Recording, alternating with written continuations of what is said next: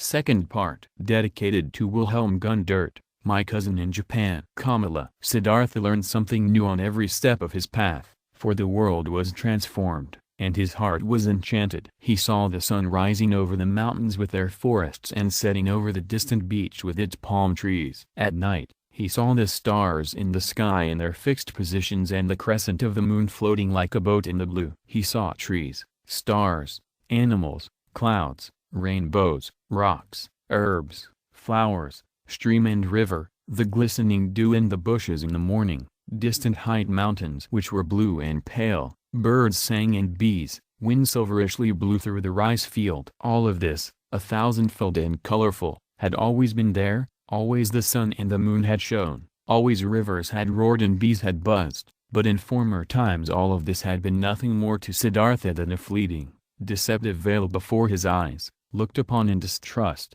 destined to be penetrated and destroyed by thought, since it was not the essential existence, since this essence lay beyond, on the other side of, the visible. But now, his liberated eyes stayed on this side, he saw and became aware of the visible, sought to be at home in this world, did not search for the true essence, did not aim at a world beyond. Beautiful was this world, looking at it thus, without searching, thus simply, thus childlike. Beautiful were the moon and the stars, beautiful was the stream and the banks, the forest and the rocks, the goat and the gold beetle, the flower and the butterfly. Beautiful and lovely it was, thus to walk through the world, thus childlike, thus awoken, thus open to what is near, thus without distrust. Differently the sun burnt the head, differently the shade of the forest cooled him down, differently the stream and the cistern, the pumpkin and the banana tasted. Short were the days, short the nights, every hour sped swiftly away like a sail on the sea, and under the sail was a ship full of treasures,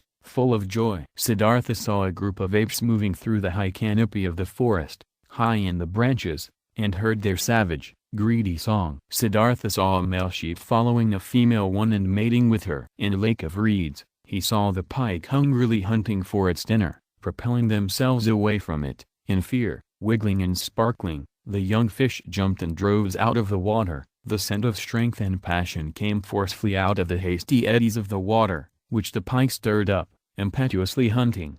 All of this had always existed, and he had not seen it, he had not been with it. Now he was with it, he was part of it. Light and shadow ran through his eyes, stars and moon ran through his heart. On the way, Siddhartha also remembered everything he had experienced in the garden Jetavana, the teaching he had heard there, the divine Buddha, the farewell from Govinda, the conversation with the Exalted One. Again he remembered his own words, he had spoken to the Exalted One, every word, and with astonishment he became aware of the fact that there he had said things which he had not really known yet at this time. What he had said to Gotama, the Buddha's, treasure and secret was not the teachings, but the unexpressible and not teachable, which he had experienced in the hour of his enlightenment. It was nothing but this very thing which he had now gone to experience, what he now began to experience. Now, he had to experience his self. It is true that he had already known for a long time that his self was Atman, in its essence bearing the same eternal characteristics as Brahman, but never, he had really found this self,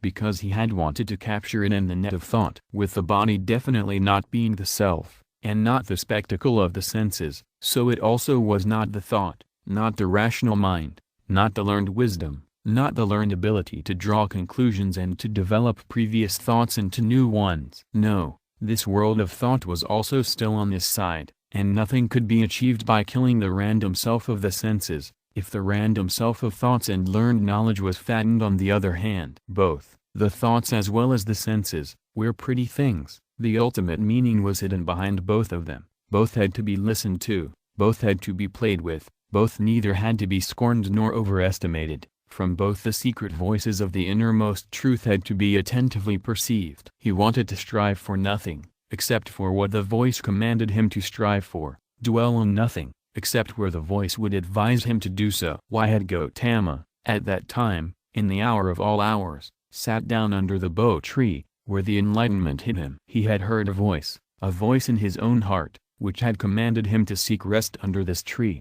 and he had neither preferred self-castigation, offerings, ablutions, nor prayer, neither food nor drink, neither sleep nor dream. He had obeyed the voice. To obey like this, not to an external command, only to the voice, to be ready like this was good, this was necessary, nothing else was necessary.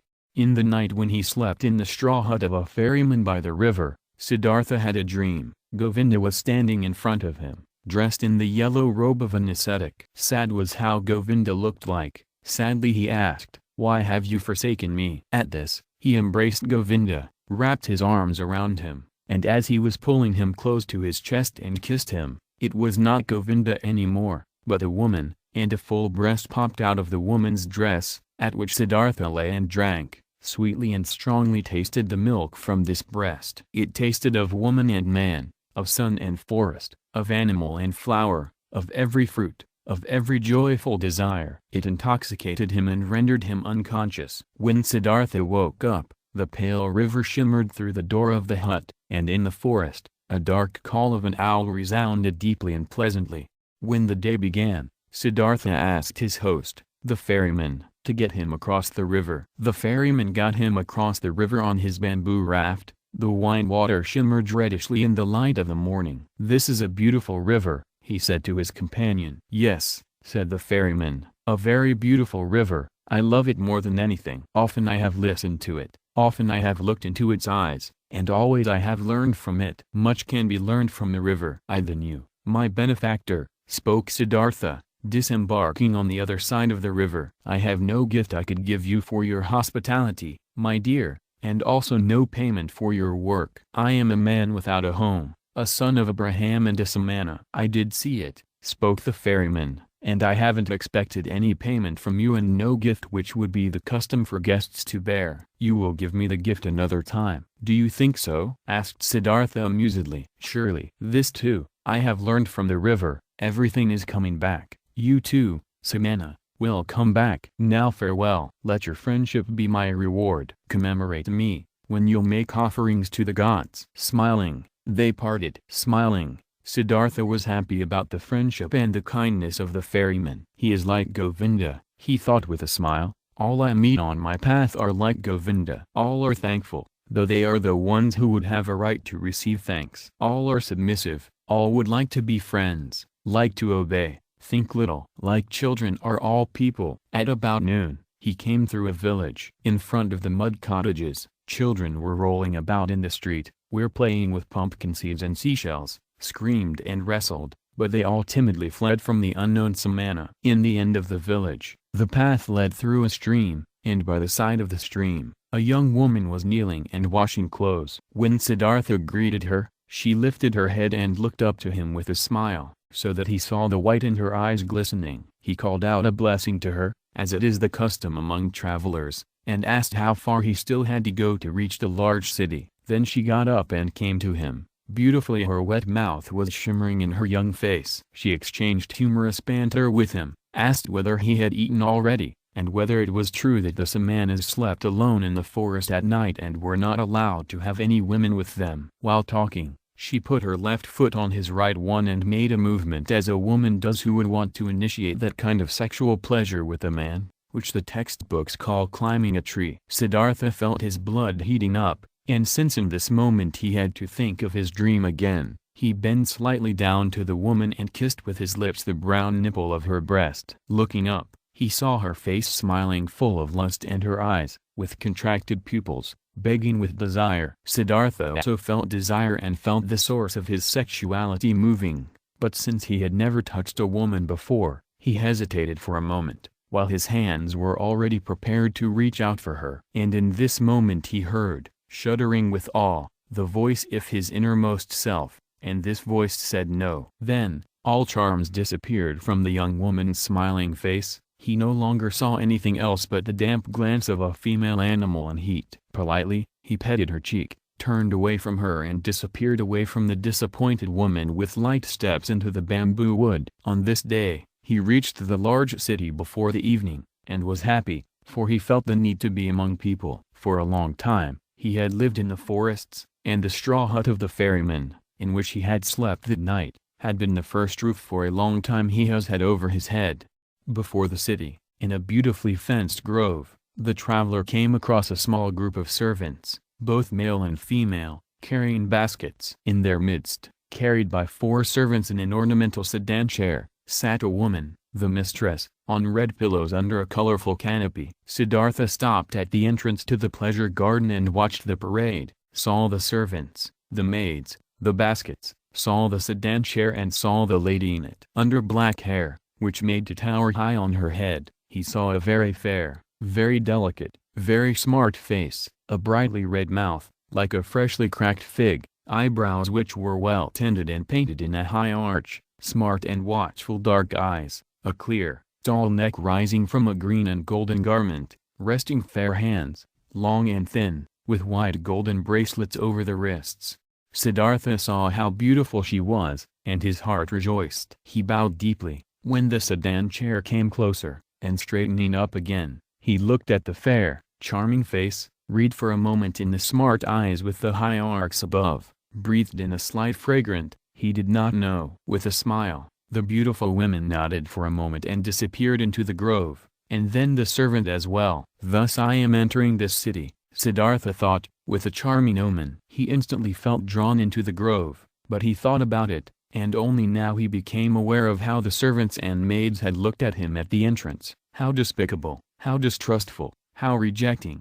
I am still a samana, he thought, I am still an ascetic and beggar. I must not remain like this. I will not be able to enter the grove like this. And he laughed. The next person who came along this path he asked about the grove and for the name of the woman, and was told that this was the grove of Kamala, the famous courtesan, and that, aside from the grove, she owned a house in the city. Then, he entered the city. Now he had a goal. Pursuing his goal, he allowed the city to suck him in, drifted through the flow of the streets, stood still on the squares, rested on the stairs of stone by the river. When the evening came, he made friends with Barber's assistant, whom he had seen working in the shade of an arch in a building, whom he found again praying in a temple of Vishnu, whom he told about stories of Vishnu and the Lakshmi. Among the boats by the river, he slept this night, and early in the morning, before the first customers came into his shop, he had the barber's assistant shave his beard and cut his hair, comb his hair and anoint it with fine oil. Then he went to take his bath in the river. When late in the afternoon, beautiful Kamala approached her grove in her sedan chair, Siddhartha was standing at the entrance, made a bow and received the courtesan's greeting. But that servant who walked at the very end of her train, he motioned to him and asked him to inform his mistress that a young Brahman would wish to talk to her. After a while, the servant returned, asked him, who had been waiting, to follow him, conducted him, who was following him, without a word into a pavilion, where Kamala was lying on a couch, and left him alone with her. "Weren't you already standing out there yesterday, greeting me?" asked Kamala. "It's true that I've already seen and greeted you yesterday. But didn't you yesterday wear a beard, and long hair, and dust in your hair? You have observed well. You have seen everything. You have seen Siddhartha, the son of Abraham, who has left his home to become a samana, and who has been a samana for 3 years. But now, I have left the path and came into this city, and the first one I met, even before I had entered the city, was you, to say this. I have come to you, O Kamala. You are the first woman whom Siddhartha is not addressing with his eyes turned to the ground. Never again I want to turn my eyes to the ground, when I'm coming across a beautiful woman." Kamala smiled and played with her fan of peacock's feathers, and asked, "And only to tell me this, Siddhartha has come to me to tell you this and to thank you for being so beautiful. And if it doesn't displease you, Kamala, I would like to ask you to be my friend and teacher, for I know nothing yet of that art which you have mastered in the highest degree." At this, Kamala laughed aloud. "Never before this has happened to me, my friend, that a samana from the forest came to me and wanted to learn from me. Never before this has happened to me, that a samana came to me with long hair and an old, torn loincloth. Many young men come to me, and there are also sons of Brahmins among them, but they come in beautiful clothes, they come in fine shoes, they have perfume in their hair and money in their pouches. This is, O Samana, how the young men are like who come to me." Quoth Siddhartha, "Already I am starting to learn from you. Even yesterday, I was already learning. I have already taken off my beard, have combed the hair, have oil in my hair. There is little which is still missing in me, O excellent one, fine clothes, fine shoes, money in my pouch. You shall know, Siddhartha has set harder goals for himself than such trifles, and he has reached them. How shouldn't I reach that goal, which I have set for myself yesterday?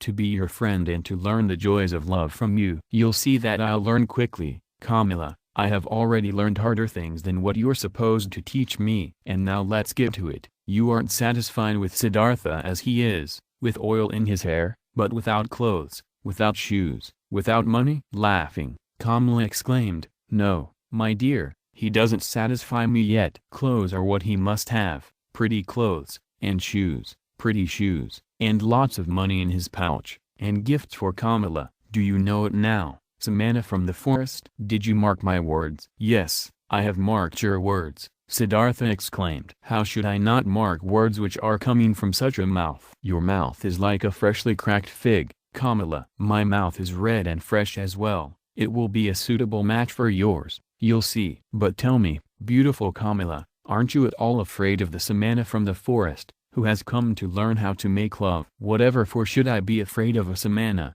a stupid Samana from the forest, who is coming from the jackals and doesn't even know yet what women are? Oh, he's strong, the Samana, and he isn't afraid of anything. He could force you, beautiful girl. He could kidnap you. He could hurt you. No, Samana, I am not afraid of this. Did any Samana or Braham ever fear someone might come and grab him and steal his learning, and his religious devotion, and his depth of thought? No, for they are his very own, and he would only give away from those whatever he is willing to give and to whomever he is willing to give. Like this it is, precisely like this it is also with Kamala and with the pleasures of love. Beautiful and red is Kamala's mouth, but just try to kiss it against Kamala's will, and you will not obtain a single drop of sweetness from it, which knows how to give so many sweet things. You are learning easily, Siddhartha, thus you should also learn this.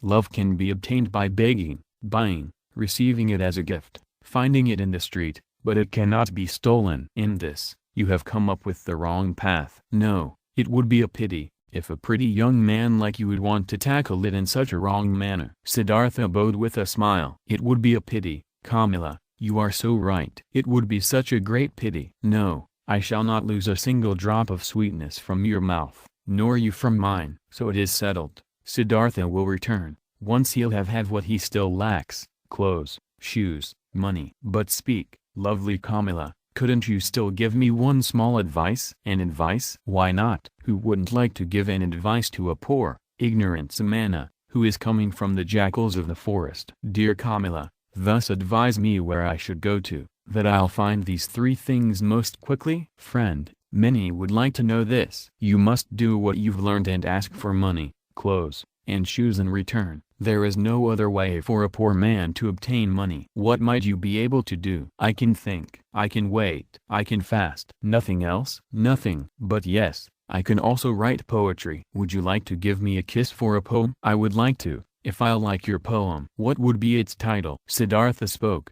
after he had thought about it for a moment, these verses. Into her shady grove stepped the pretty Kamala. At the grove's entrance stood the brown Samana. Deeply, seeing the lotuses blossom, bowed that man, and smiling Kamala thanked. More lovely, thought the young man, than offerings for gods, more lovely is offering to pretty Kamala. Kamala loudly clapped her hands, so that the golden bracelets clanged. Beautiful are your verses, O brown Samana, and truly, I'm losing nothing when I'm giving you a kiss for them. She beckoned him with her eyes. He tilted his head so that his face touched hers and placed his mouth on that mouth which was like a freshly cracked figure. For a long time, Kamala kissed him, and with a deep astonishment Siddhartha felt how she taught him, how wise she was, how she controlled him, rejected him, lured him, and how after this first one there was to be a long, a well-ordered, well-tested sequence of kisses, every one different from the others. He was still to receive. Breathing deeply, he remained standing where he was, and was in this moment astonished like a child about the cornucopia of knowledge and things worth learning, which revealed itself before his eyes. Very beautiful are your verses, exclaimed Kamala. If I was rich, I would give you pieces of gold for them. But it will be difficult for you to earn thus much money with verses as you need. For you need a lot of money, if you want to be Kamala's friend. The way you're able to kiss, Kamala, stammered Siddhartha. Yes, This I am able to do, therefore I do not lack clothes, shoes, bracelets, and all beautiful things. But what will become of you? Aren't you able to do anything else but thinking, fasting, making poetry? I also know the sacrificial songs, said Siddhartha, but I do not want to sing them anymore. I also know magic spells, but I do not want to speak them anymore. I have read the scriptures. Stop, Kamala interrupted him. You're able to read and write? Certainly, I can do this. Many people can do this. Most people can't. I also can't do it. It is very good that you're able to read and write. Very good. You will also still find use for the magic spells. In this moment,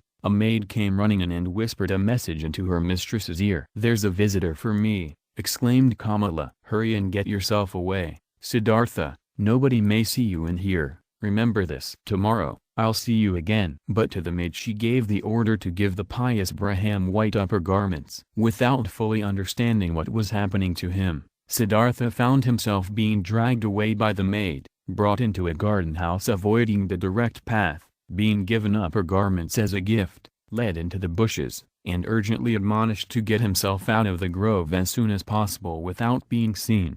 Contently, he did as he had been told. Being accustomed to the forest, he managed to get out of the grove and over the hedge without making a sound. Contently, he returned to the city, carrying the rolled-up garments under his arm. At the inn, where travelers stay, he positioned himself by the door. Without words he asked for food. Without a word he accepted a piece of rice cake. Perhaps as soon as tomorrow, he thought, I will ask no one for food anymore. Suddenly, pride flared up in him. He was no samana anymore. It was no longer becoming to him to beg. He gave the rice cake to a dog and remained without food. Simple is the life which people lead in this world here, thought Siddhartha. It presents no difficulties. Everything was difficult, toilsome, and ultimately hopeless, when I was still a samana. Now, everything is easy, easy like that lessons in kissing, which Kamala is giving me. I need clothes and money, nothing else. This is small, near goals. They won't make a person lose any sleep.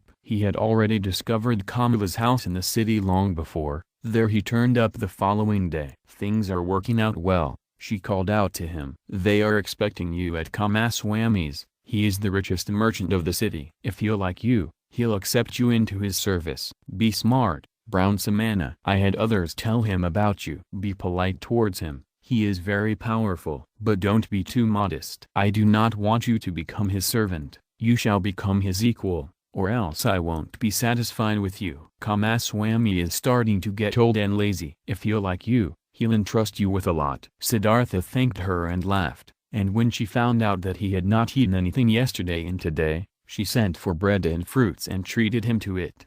You've been lucky, she said when they parted. I'm opening one door after another for you. How come? Do you have a spell? Siddhartha said, yesterday, I told you I knew how to think, to wait, and to fast.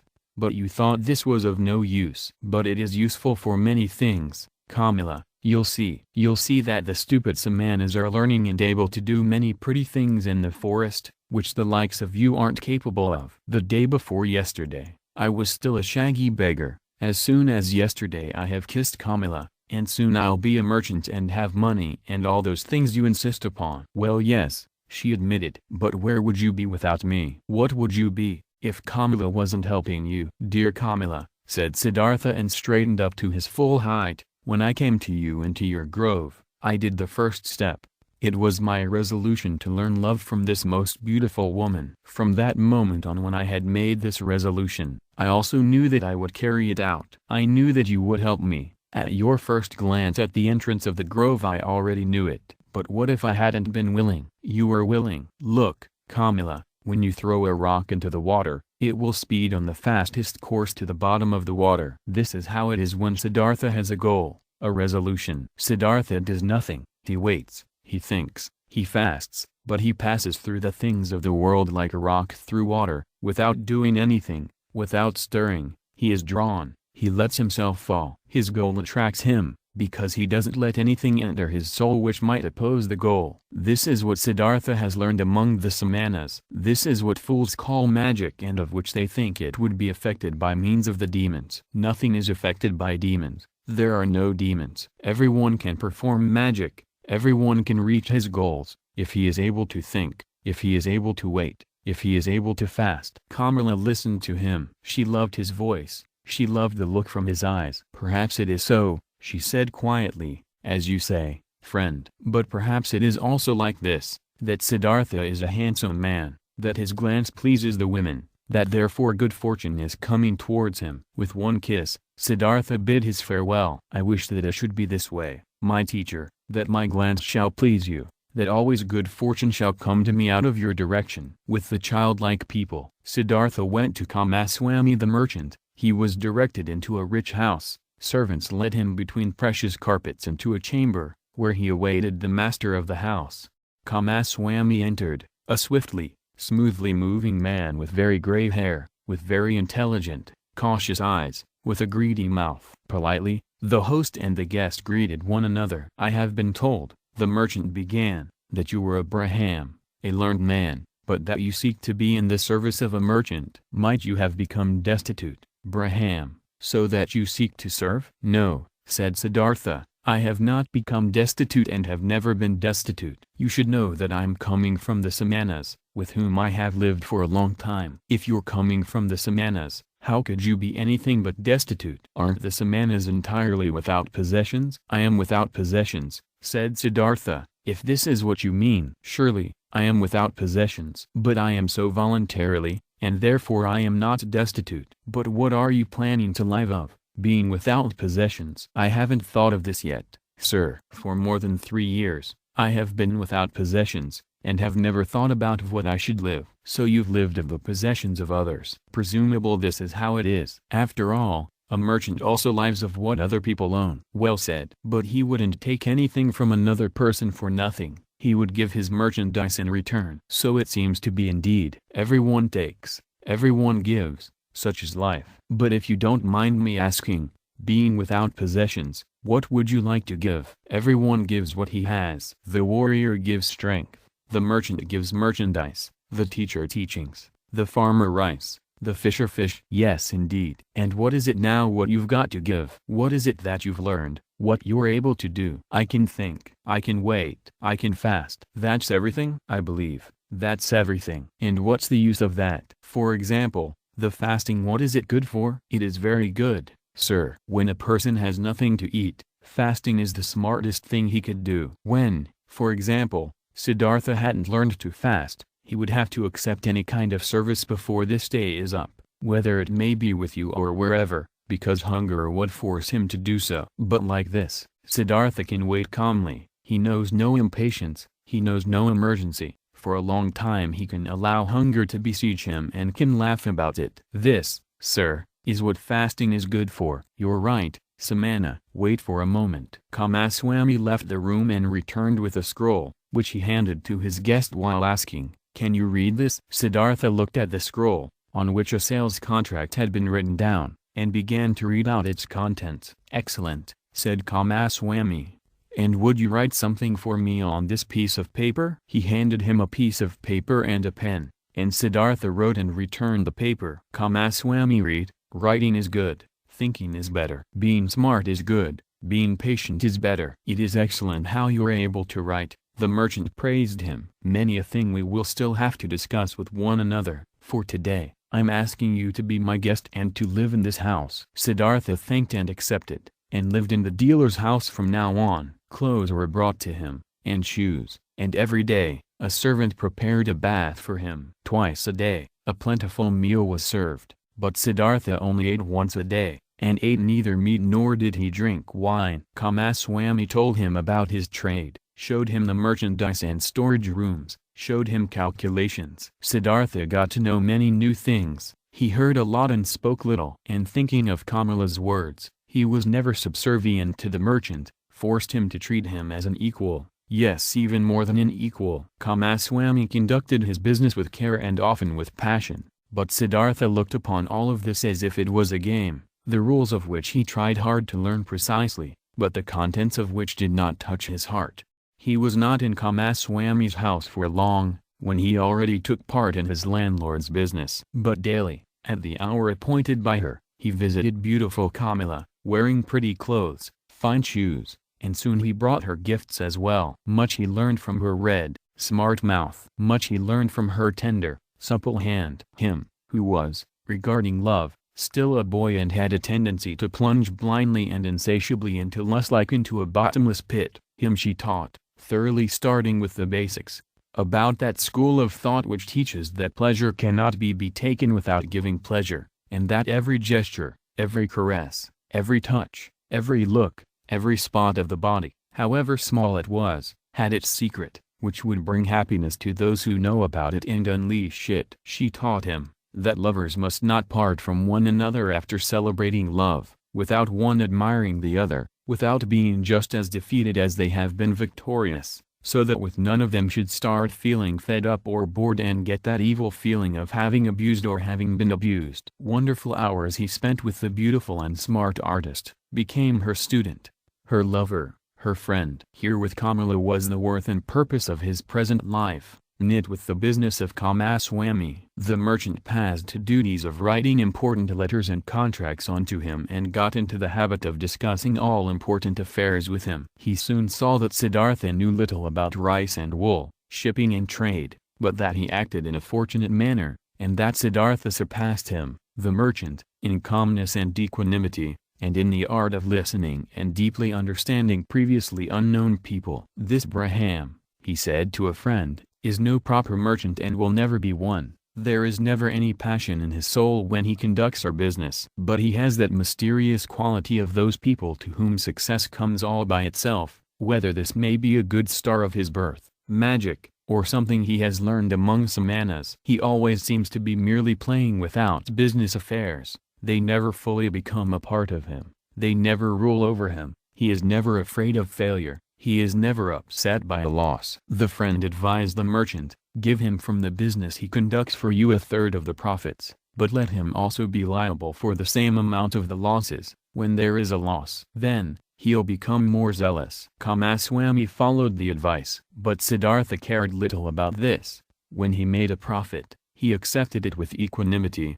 When he made losses, he laughed and said, well, look at this. So this one turned out badly. It seemed indeed, as if he did not care about the business. At one time, he traveled to a village to buy a large harvest of rice there. But when he got there, the rice had already been sold to another merchant. Nevertheless, Siddhartha stayed for several days in that village, treated the farmers for a drink, gave copper coins to their children, joined in the celebration of a wedding, and returned extremely satisfied from his trip. Kamaswami held against him that he had not turned back right away, that he had wasted time and money. Siddhartha answered, stop scolding, dear friend. Nothing was ever achieved by scolding. If a loss has occurred, let me bear that loss. I am very satisfied with this trip. I have gotten to know many kinds of people. Abraham has become my friend, children have sat on my knees. Farmers have shown me their fields. Nobody knew that I was a merchant. That's all very nice,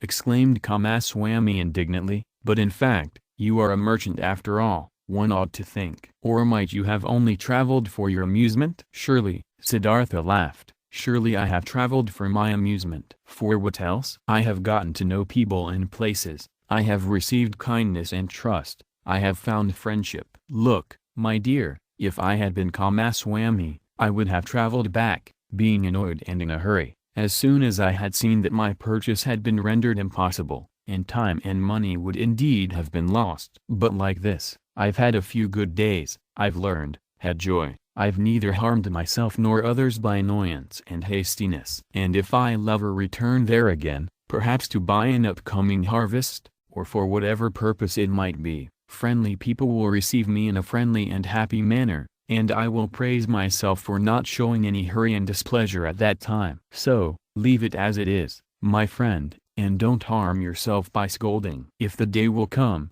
when you will see, this Siddhartha is harming me, then speak a word and Siddhartha will go on his own path. But until then, let's be satisfied with one another. Futile were also the merchant's attempts, to convince Siddhartha that he should eat his bread. Siddhartha ate his own bread, or rather they both ate other people's bread, all people's bread. Siddhartha never listened to Kamaswami's worries, and Kamaswami had many worries, whether there was a business deal going on which was in danger of failing, or whether a shipment of merchandise seemed to have been lost, or a debtor seemed to be unable to pay. Kamaswami could never convince his partner that it would be useful to utter a few words of worry or anger, to have wrinkles on the forehead, to sleep badly. When, one day, Kamaswami held against him that he had learned everything he knew from him, he replied, "Would you please not kid me with such jokes? What I've learned from you is how much a basket of fish costs and how much interests may be charged on loaned money. These are your areas of expertise. I haven't learned to think from you, my dear Kamaswami. You ought to be the one seeking to learn from me." Indeed, his soul was not with the trade. The business was good enough to provide him with the money for Kamala, and it earned him much more than he needed. Besides from this, Siddhartha's interest and curiosity was only concerned with the people, whose businesses, crafts, worries, pleasures, and acts of foolishness used to be as alien and distant to him as the moon. However easily he succeeded in talking to all of them, in living with all of them, in learning from all of them, he was still aware that there was something which separated him from them, and this separating factor was him being a samana. He saw mankind going through life in a childlike or animal-like manner, which he loved and also despised at the same time. He saw them toiling, saw them suffering, and becoming gray for the sake of things which seemed to him too entirely unworthy of this price, for money, for little pleasures, for being slightly honored. He saw them scolding and insulting each other, he saw them complaining about pain at which a samana would only smile, and suffering because of deprivations which a samana would not feel. He was open to everything. These people brought his way. Welcome was the merchant who offered him linen for sale. Welcome was the debtor who sought another loan. Welcome was the beggar who told him for 1 hour the story of his poverty and who was not half as poor as any given samana. He did not treat the rich foreign merchant any different than the servant who shaved him and the street vendor whom he let cheat him out of some small change when buying bananas. When Kamaswami came to him, to complain about his worries or to reproach him concerning his business, he listened curiously and happily, was puzzled by him, tried to understand him, consented that he was a little bit right, only as much as he considered indispensable, and turned away from him, towards the next person who would ask for him. And there were many who came to him, many to do business with him, many to cheat him, many to draw some secret out of him, many to appeal to his sympathy, many to get his advice. He gave advice, he pitied, he made gifts, he let them cheat him a bit. And this entire game and the passion with which all people played this game occupied his thoughts just as much as the gods and Brahmins used to occupy them. At times he felt, deep in his chest, a dying, quiet voice, which admonished him quietly, lamented quietly, he hardly perceived it. And then, for an hour, he became aware of the strange life he was leading, of him doing lots of things which were only a game, of, though being happy and feeling joy at times, real life still passing him by and not touching him. As a ball player plays with his balls, he played with his business deals, with the people around him, watched them, found amusement in them, with his heart, with the source of his being. He was not with them. The source ran somewhere, far away from him, ran invisibly, had nothing to do with his life anymore. And at several times he suddenly became scared on account of such thoughts and wished that he would also be gifted with the ability to participate in all of this childlike naive occupations of the daytime with passion and with his heart, really to live, really to act, really to enjoy and to live instead of just standing by as a spectator. But again and again, he came back to beautiful Kamala, learned the art of love, practiced the cult of lust, in which more than in anything else giving and taking becomes one, chatted with her, learned from her, gave her advice, received advice. She understood him better than Govinda used to understand him, she was more similar to him. Once, he said to her, "You are like me, you are different from most people. You are Kamala, nothing else, and inside of you, there is a peace and refuge, to which you can go at every hour of the day and be at home at yourself, as I can also do." Few people have this, and yet all could have it. "Not all people are smart," said Kamala. "No," said Siddhartha, "that's not the reason why. Kamaswami is just as smart as I, and still has no refuge in himself. Others have it, who are small children with respect to their mind. Most people, Kamala, are like a falling leaf, which is blown and is turning around through the air, and wavers, and tumbles to the ground. But others, a few, are like stars, they go on a fixed course, no wind reaches them, in themselves they have their law and their course." Among all the learned men and samanas, of which I knew many. There was one of this kind, a perfected one. I'll never be able to forget him. It is that Gotama, the exalted one, who is spreading the teachings. Thousands of followers are listening to his teachings every day, follow his instructions every hour, but they are all falling leaves. Not in themselves they have teachings and a law. Kamala looked at him with a smile. Again, you're talking about him, she said. Again, you're having a samana's thoughts. Siddhartha said nothing, and they played the game of love, one of the 30 or 40 different games Kamala knew. Her body was flexible like that of a jaguar and like the bow of a hunter. He who had learned from her how to make love, was knowledgeable of many forms of lust, many secrets. For a long time, she played with Siddhartha, enticed him, rejected him, forced him, embraced him, enjoyed his masterful skills, until he was defeated and rested exhausted by her side. The courtesan bent over him, took a long look at his face, at his eyes, which had grown tired. "You are the best lover," she said thoughtfully, "I ever saw. You're stronger than others, more supple, more willing. You've learned my art well, Siddhartha. At some time, when I'll be older, I'd want to bear your child. And yet, my dear, you've remained a samana, and yet you do not love me, you love nobody." "Isn't it so?" "It might very well be so," Siddhartha said tiredly. "I am like you. You also do not love. How else could you practice love as a craft?" "Perhaps, people of our kind can't love. The childlike people can, that's their secret." Sansara. For a long time, Siddhartha had lived the life of the world and of lust, though without being a part of it. His senses, which he had killed off in hot years as a samana, had awoken again. He had tasted riches, had tasted lust, had tasted power. Nevertheless he had still remained in his heart for a long time a samana. Kamala,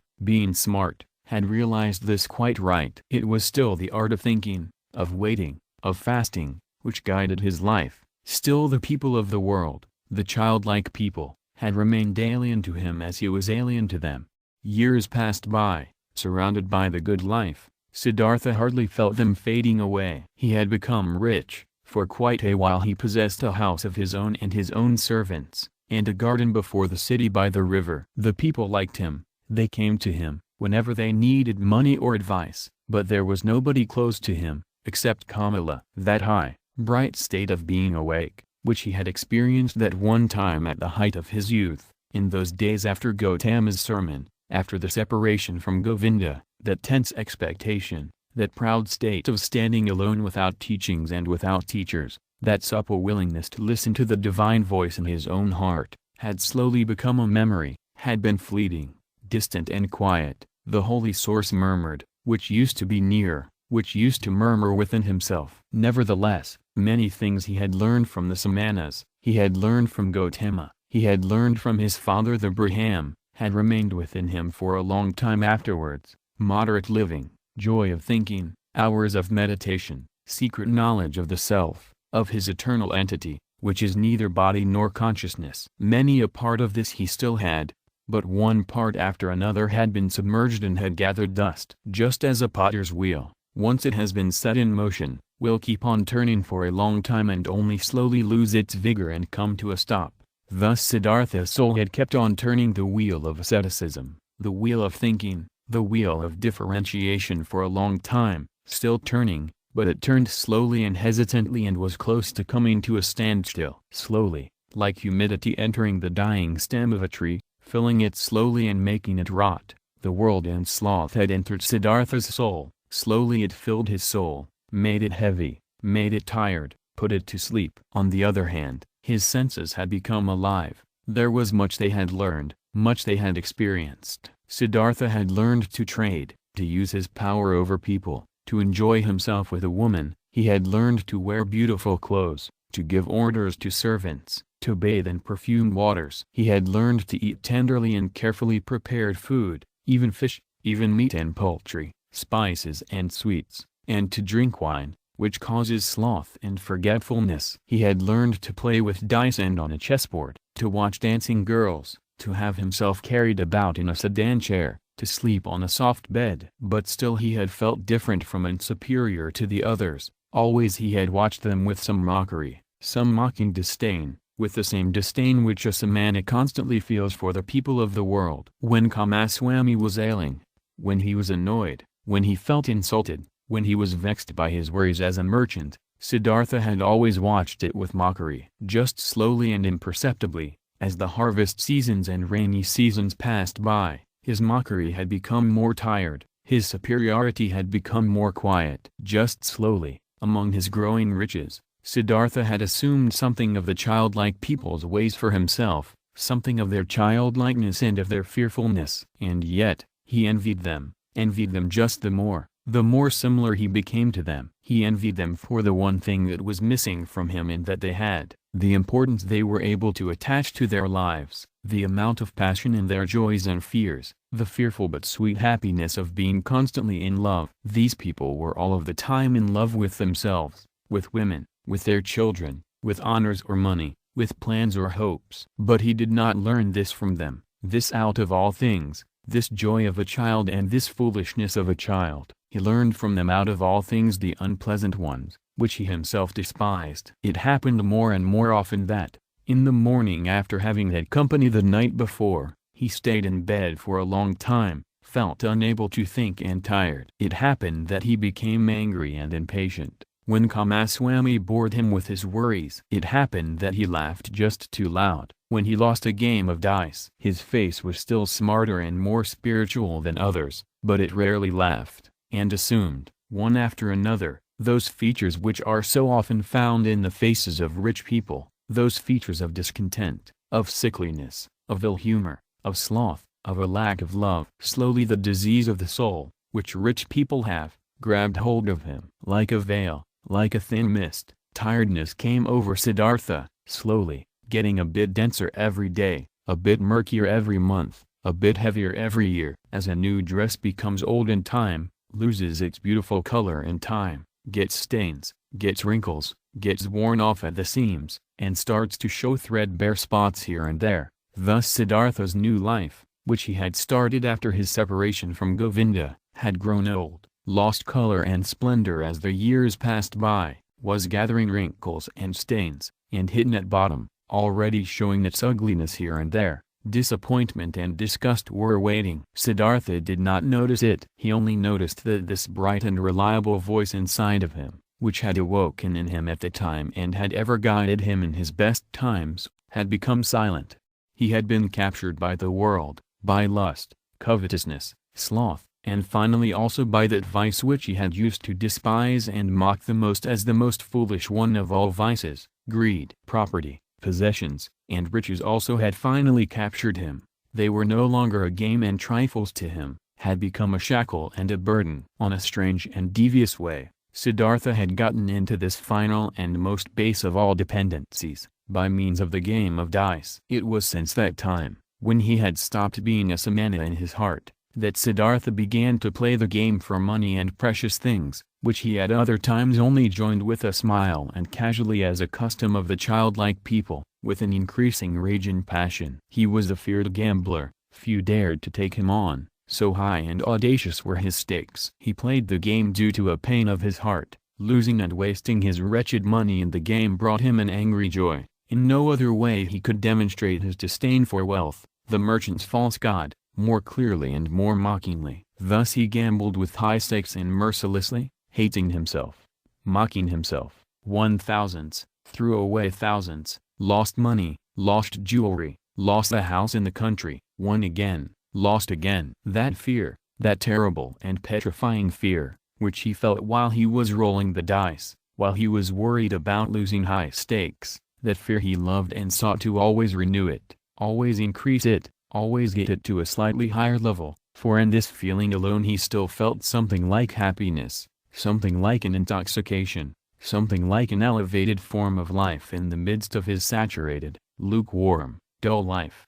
And after each big loss, his mind was set on new riches, pursued the trade more zealously, forced his debtors more strictly to pay, because he wanted to continue gambling, he wanted to continue squandering, continue demonstrating his disdains of wealth. Siddhartha lost his calmness when losses occurred, lost his patience when he was not paid on time, lost his kindness towards beggars, lost his disposition for giving away and loaning money to those who petitioned him. He, who gambled away tens of thousands at one roll of the dice and laughed at it, became more strict and more petty in his business, occasionally dreaming at night about money. And whenever he woke up from this ugly spell, whenever he found his face in the mirror at the bedroom's wall to have aged and become more ugly, whenever embarrassment and disgust came over him, he continued fleeing into a new game, fleeing into a numbing of his mind brought on by sex, by wine, and from there he fled back into the urge to pile up and obtain possessions. In this pointless cycle he ran, growing tired, growing old, growing ill. Then the time came when a dream warned him. He had spent the hours of the evening with Kamala, in her beautiful pleasure garden. They had been sitting under the trees, talking, and Kamala had said thoughtful words, words behind which a sadness and tiredness lay hidden. She had asked him to tell her about Gotama, and could not hear enough of him. How clear his eyes, how still and beautiful his mouth, how kind his smile, how peaceful his walk had been. For a long time, he had to tell her about the exalted Buddha, and Kamala had sighed and had said, "One day, perhaps soon, I'll also follow that Buddha. I'll give him my pleasure garden for a gift and take my refuge in his teachings." But after this, she had aroused him, and had tied him to her in the act of making love with painful fervor, biting and in tears, as if, once more, she wanted to squeeze the last sweet drop out of this vain, fleeting pleasure. Never before, it had become so strangely clear to Siddhartha, how closely lust was akin to death. Then he had lain by her side, and Kamala's face had been close to him, and under her eyes and next to the corners of her mouth he had, as clearly as never before, read a fearful inscription, an inscription of small lines, of slight grooves, an inscription reminiscent of autumn and old age, just as Siddhartha himself, who was only in his 40s, had already noticed, here and there, gray hairs among his black ones. Tiredness was written on Kamala's beautiful face, tiredness from walking a long path, which has no happy destination, tiredness and the beginning of withering, and concealed, still unsaid, perhaps not even conscious anxiety, fear of old age, fear of the autumn, fear of having to die. With a sigh, he had bid his farewell to her, the soul full of reluctance, and full of concealed anxiety. Then, Siddhartha had spent the night in his house with dancing girls and wine, had acted as if he was superior to them towards the fellow members of his caste, though this was no longer true, had drunk much wine and gone to bed a long time after midnight, being tired and yet excited, close to weeping and despair, and had for a long time sought to sleep in vain, his heart full of misery which he thought he could not bear any longer, full of a disgust which he felt penetrating his entire body like the lukewarm, repulsive taste of the wine, the just too sweet, dull music, the just too soft smile of the dancing girls, the just too sweet scent of their hair and breasts. But more than by anything else, he was disgusted by himself, by his perfumed hair, by the smell of wine from his mouth, by the flabby tiredness and listlessness of his skin. Like when someone, who has eaten and drunk far too much, vomits it back up again with agonizing pain and is nevertheless glad about the relief. Thus this sleepless man wished to free himself of these pleasures, these habits and all of this pointless life and himself, in an immense burst of disgust. Not until the light of the morning and the beginning of the first activities in the street before his city house, he had slightly fallen asleep, had found for a few moments a half unconsciousness, a hint of sleep. In those moments, he had a dream. Kamala owned a small, rare singing bird in a golden cage. Of this bird, he dreamed. This bird had become mute, who at other times always used to sing in the morning, and since this arose his attention, he stepped in front of the cage and looked inside. There the small bird was dead and lay stiff on the ground. He took it out, weighed it for a moment in his hand, and then threw it away, out in the street, and in the same moment, he felt terribly shocked, and his heart hurt, as if he had thrown away from himself all value and everything good by throwing out this dead bird.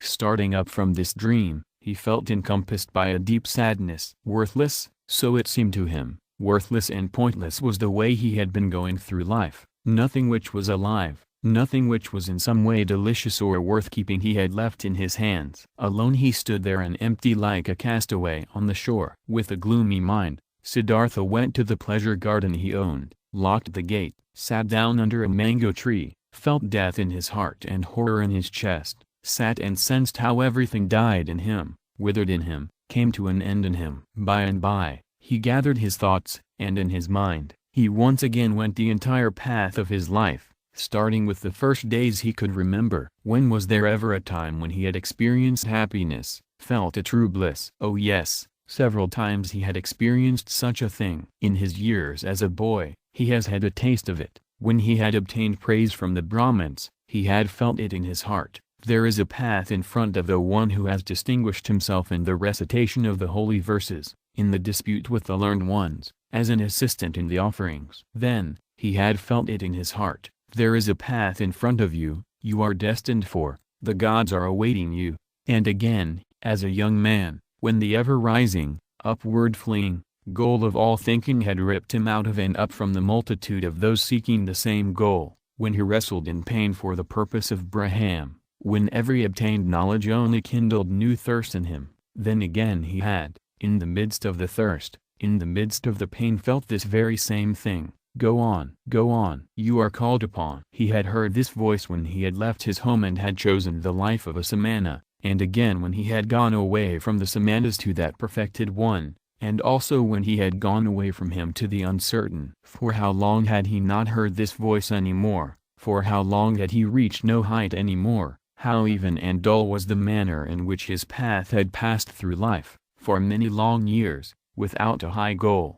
without thirst, without elevation, content with small lustful pleasures and yet never satisfied. For all of these many years, without knowing it himself, he had tried hard and long to become a man like those many, like those children, and in all this, his life had been much more miserable and poorer than theirs, and their goals were not his, nor their worries. After all, that entire world of the Kamaswami people had only been a game to him, a dance he would watch, a comedy. Only Kamala had been dear, had been valuable to him, but was she still thus? Did he still need her, or she him? Did they not play a game without an ending? Was it necessary to live for this? No, it was not necessary. The name of this game was Sansaro, a game for children, a game which was perhaps enjoyable to play once, twice, 10 times, but forever and ever over again. Then, Siddhartha knew that the game was over, that he could not play it anymore. Shivers ran over his body. Inside of him, so he felt, something had died. That entire day, he sat under the mango tree, thinking of his father, thinking of Govinda, thinking of Gotama. Did he have to leave them to become a Kamaswami? He still sat there, when the night had fallen. When, looking up, he caught sight of the stars, he thought, here I'm sitting under my mango tree, in my pleasure garden. He smiled a little. Was it really necessary? Was it right? Was it not as foolish game, that he owned a mango tree, that he owned a garden?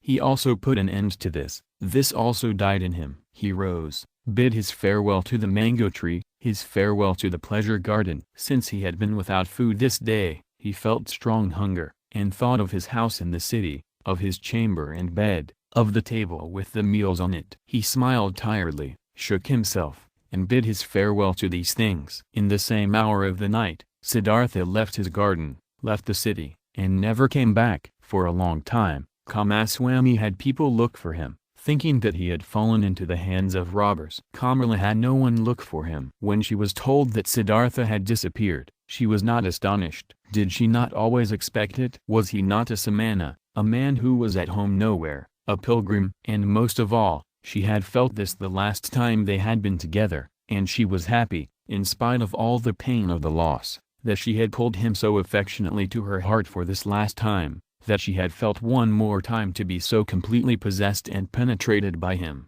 When she received the first news of Siddhartha's disappearance, she went to the window, where she held a rare singing bird captive in a golden cage. She opened the door of the cage, took the bird out and let it fly. For a long time, she gazed after it, the flying bird. From this day on, she received no more visitors and kept her house locked. But after some time, she became aware that she was pregnant from the last time she was together with Siddhartha. By the river, Siddhartha walked through the forest, was already far from the city, and knew nothing but that one thing, that there was no going back for him, that this life, as he had lived it for many years until now, was over and done away with, and that he had tasted all of it, sucked everything out of it until he was disgusted with it. Dead was the singing bird he had dreamed of. Dead was the bird in his heart. Deeply, he had been entangled in sansaro, He had sucked up disgust and death from all sides into his body, like a sponge sucks up water until it is full. And full he was,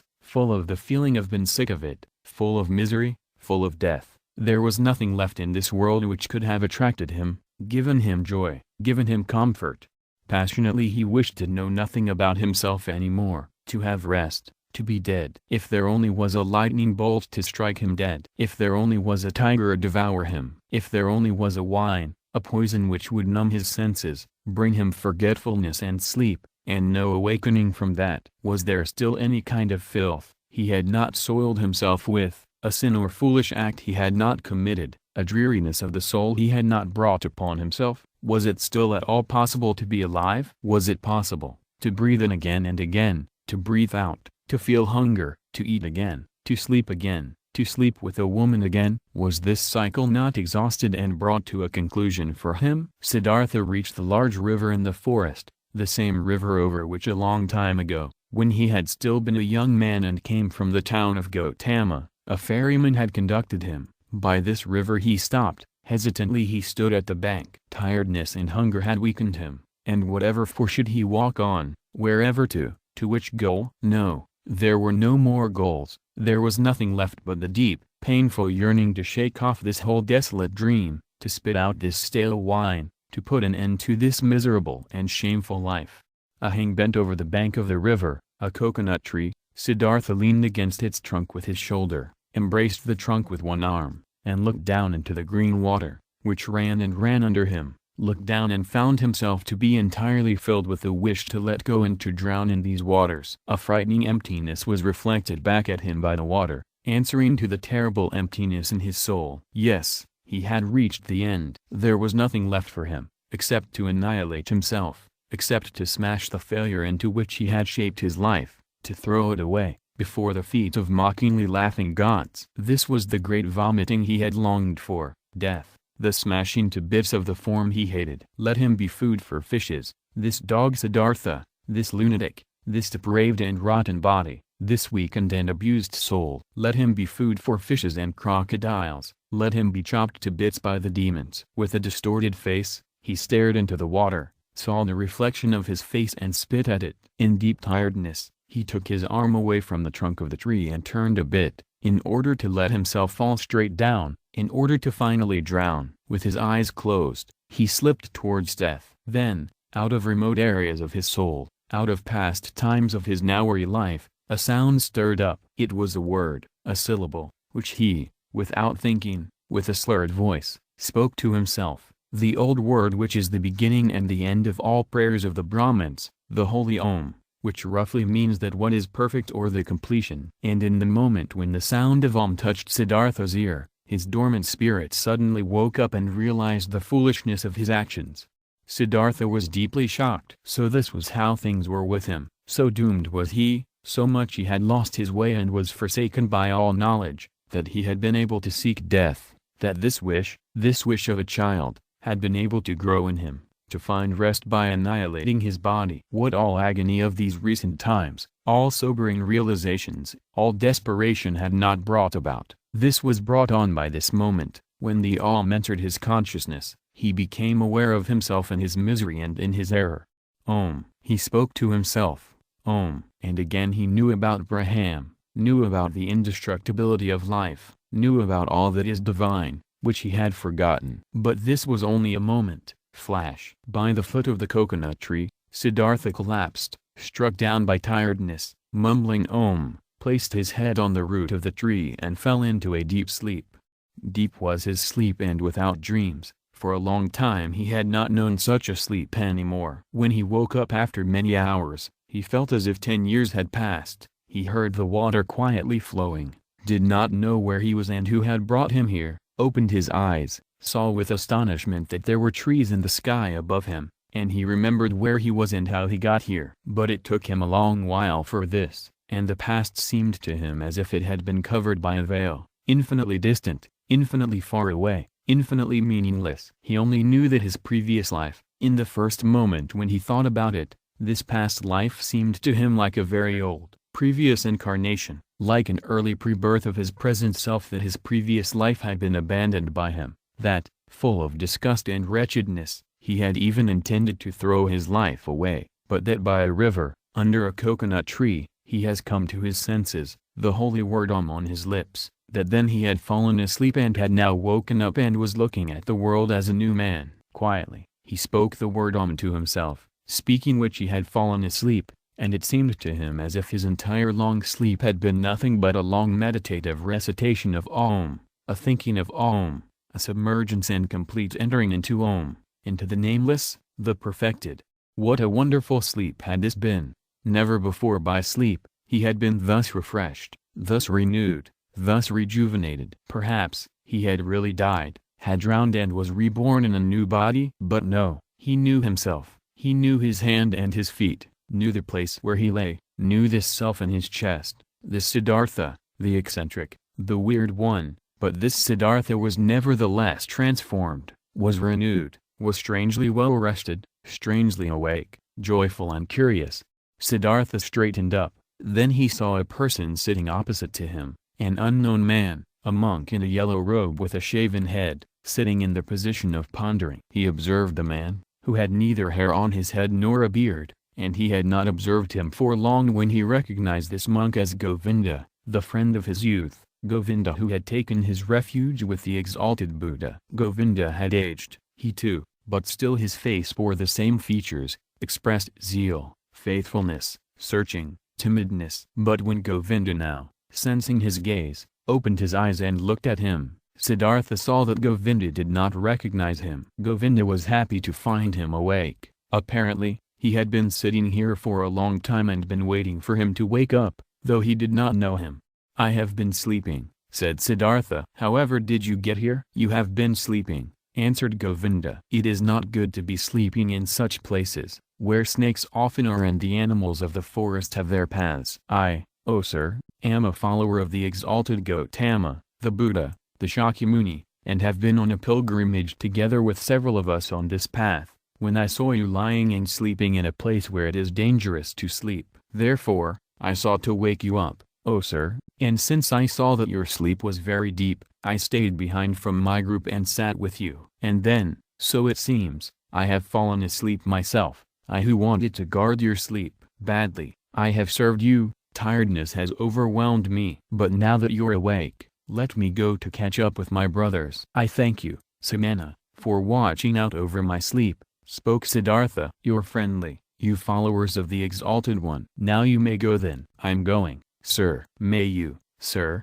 always be in good health. I thank you, Samana. Govinda made the gesture of a salutation and said, farewell. Farewell, Govinda, said Siddhartha. The monk stopped. Permit me to ask, sir, from where do you know my name? Now, Siddhartha smiled. I know you, O Govinda, from your father's hut, and from the school of the Brahmins, and from the offerings, and from our walk to the Samanas, and from that hour when you took your refuge with the Exalted One in the grove Jetavana. You're Siddhartha, Govinda exclaimed loudly. Now, I'm recognizing you, and don't comprehend anymore how I couldn't recognize you right away. Be welcome, Siddhartha, my joy is great, to see you again. It also gives me joy, to see you again. You've been the guard of my sleep. Again I thank you for this, though I wouldn't have required any guard. Where are you going to, oh friend? I'm going nowhere. We monks are always traveling. Whenever it is not the rainy season, we always move from one place to another, live according to the rules if the teachings passed on to us,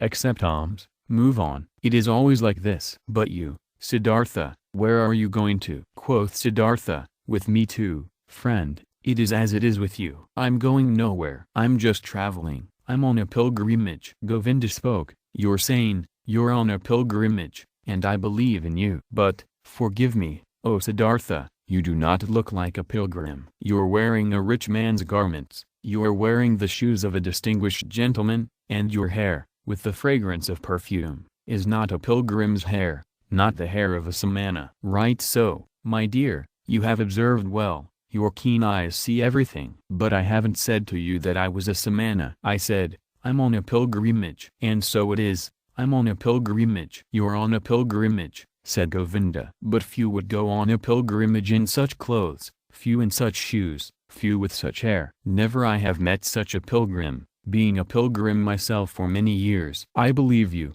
my dear Govinda. But now, today, you've met a pilgrim just like this, wearing such shoes, such a garment. Remember, my dear, not eternal is the world of appearances, not eternal, anything but eternal are our garments and the style of our hair, and our hair and bodies themselves. I'm wearing a rich man's clothes, you've seen this quite right. I'm wearing them, because I have been a rich man, and I'm wearing my hair like the worldly and lustful people, for I have been one of them. And now, Siddhartha, what are you now? I don't know it. I don't know it just like you. I'm traveling. I was a rich man and am no rich man anymore, and what I'll be tomorrow, I don't know. You've lost your riches? I've lost them or they me. They somehow happened to slip away from me. The wheel of physical manifestations is turning quickly, Govinda. Where is Siddhartha the Brahman? Where is Siddhartha the Samana? Where is Siddhartha the rich man? Non-eternal things change quickly, Govinda, you know it. Govinda looked at the friend of his youth for a long time,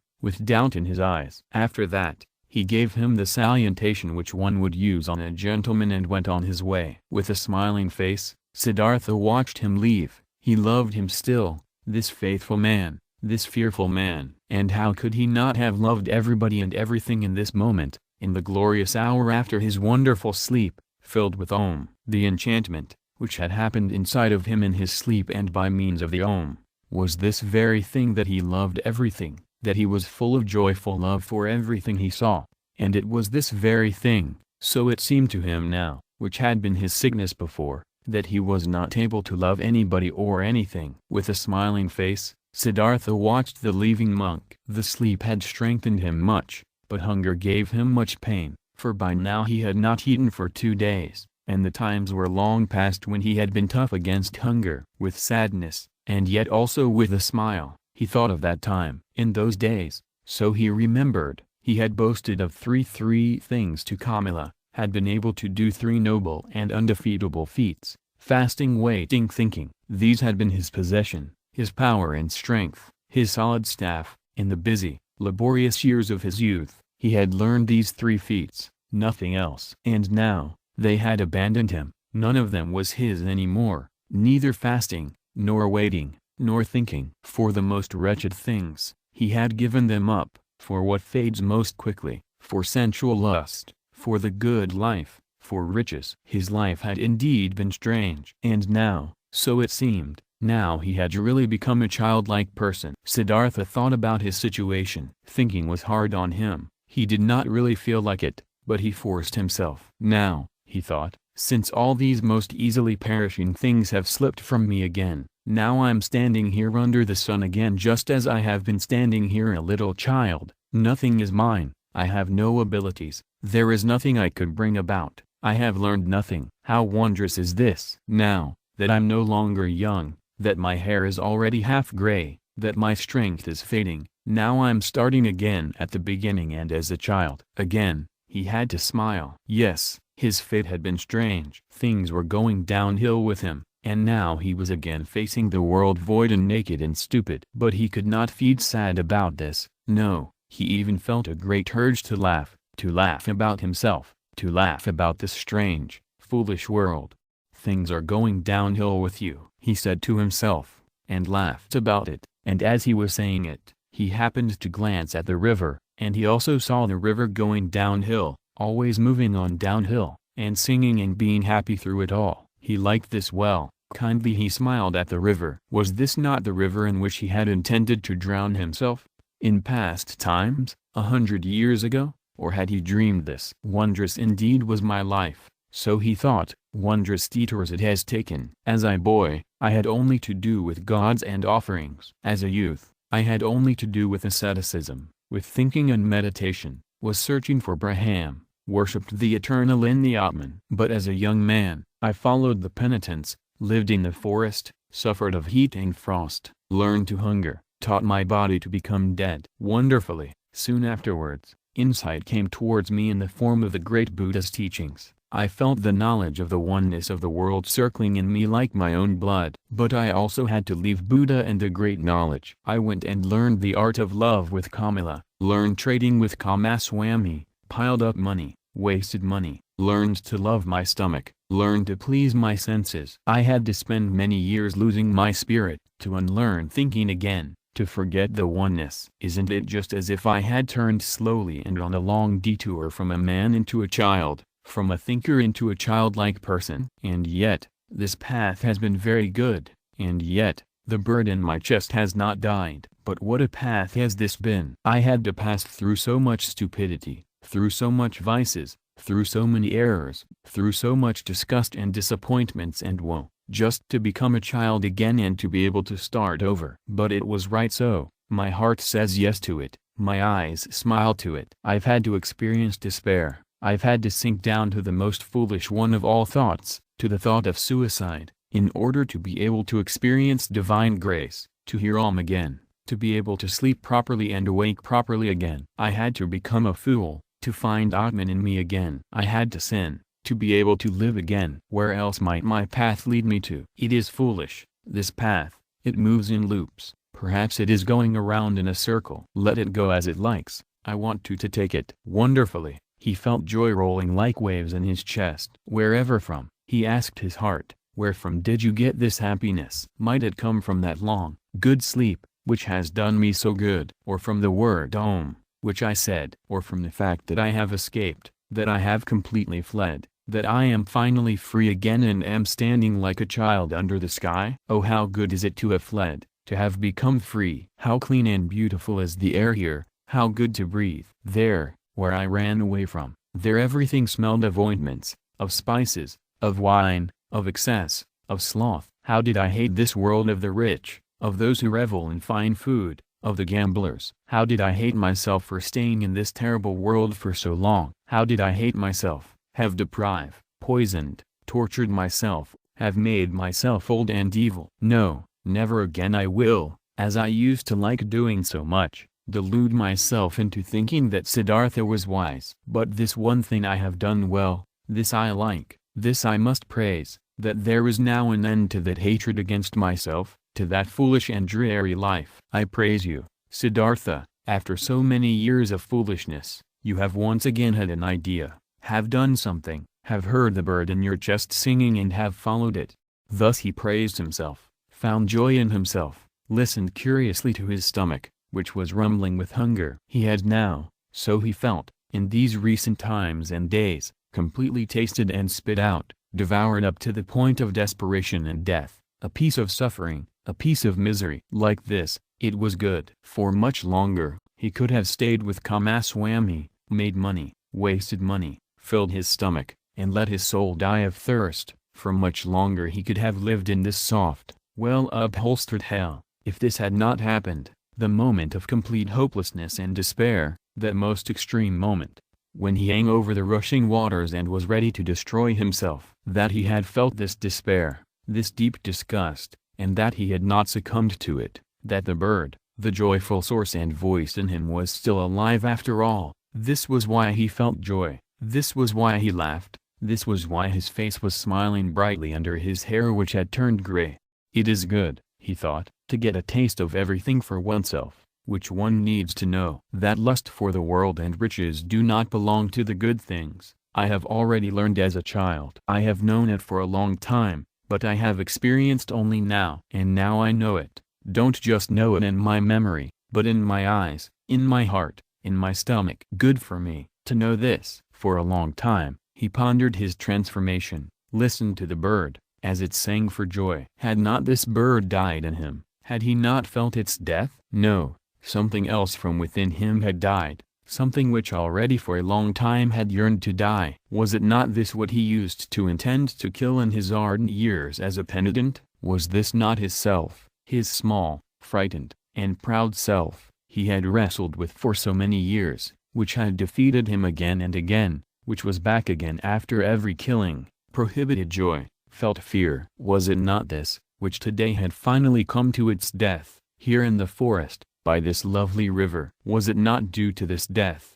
that he was now like a child, so full of trust, so without fear, so full of joy? Now Siddhartha also got some idea of why he had fought this self in vain as Abraham, as a penitent. Too much knowledge had held him back, too many holy verses, too many sacrificial rules, too much self-castigation, So much doing and striving for that goal. Full of arrogance, he had been, always the smartest, always working the most, always one step ahead of all others, always the knowing and spiritual one, always the priest or wise one. Into being a priest, into this arrogance, into this spirituality, his self had retreated. There it sat firmly and grew, while he thought he would kill it by fasting and penance. Now he saw it and saw that the secret voice had been right, that no teacher would ever have been able to bring about his salvation. Therefore, he had to go out into the world, lose himself to lust and power, to woman and money, had to become a merchant, a dice gambler,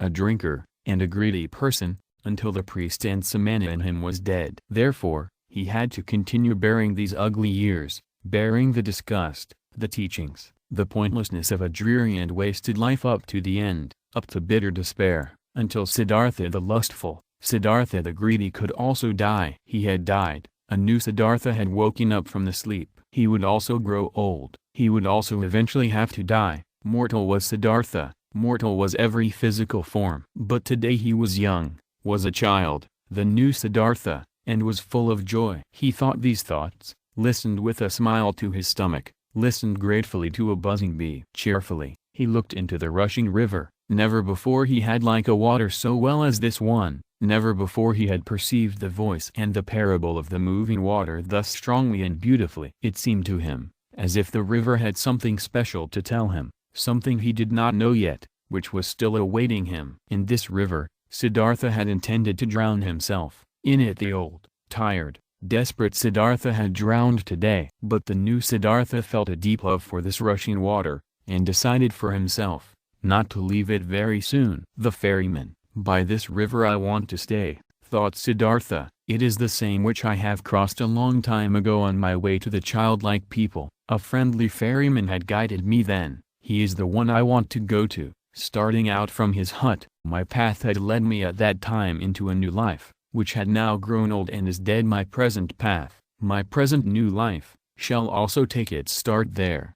Tenderly, he looked into the rushing water, into the transparent green, into the crystal lines of its drawing, so rich in secrets. Bright pearls he saw rising from the deep, quiet bubbles of air floating on the reflecting surface, the blue of the sky being depicted in it. With 1,000 eyes, the river looked at him, with green ones, with white ones, with crystal ones, with sky blue ones. How did he love this water, how did it delight him, how grateful was he to it. In his heart he heard the voice talking, which was newly awaking, and it told him, love this water, stay near it, learn from it. Oh yes, he wanted to learn from it, he wanted to listen to it. He who would understand this water and its secrets, so it seemed to him, would also understand many other things, many secrets, all secrets.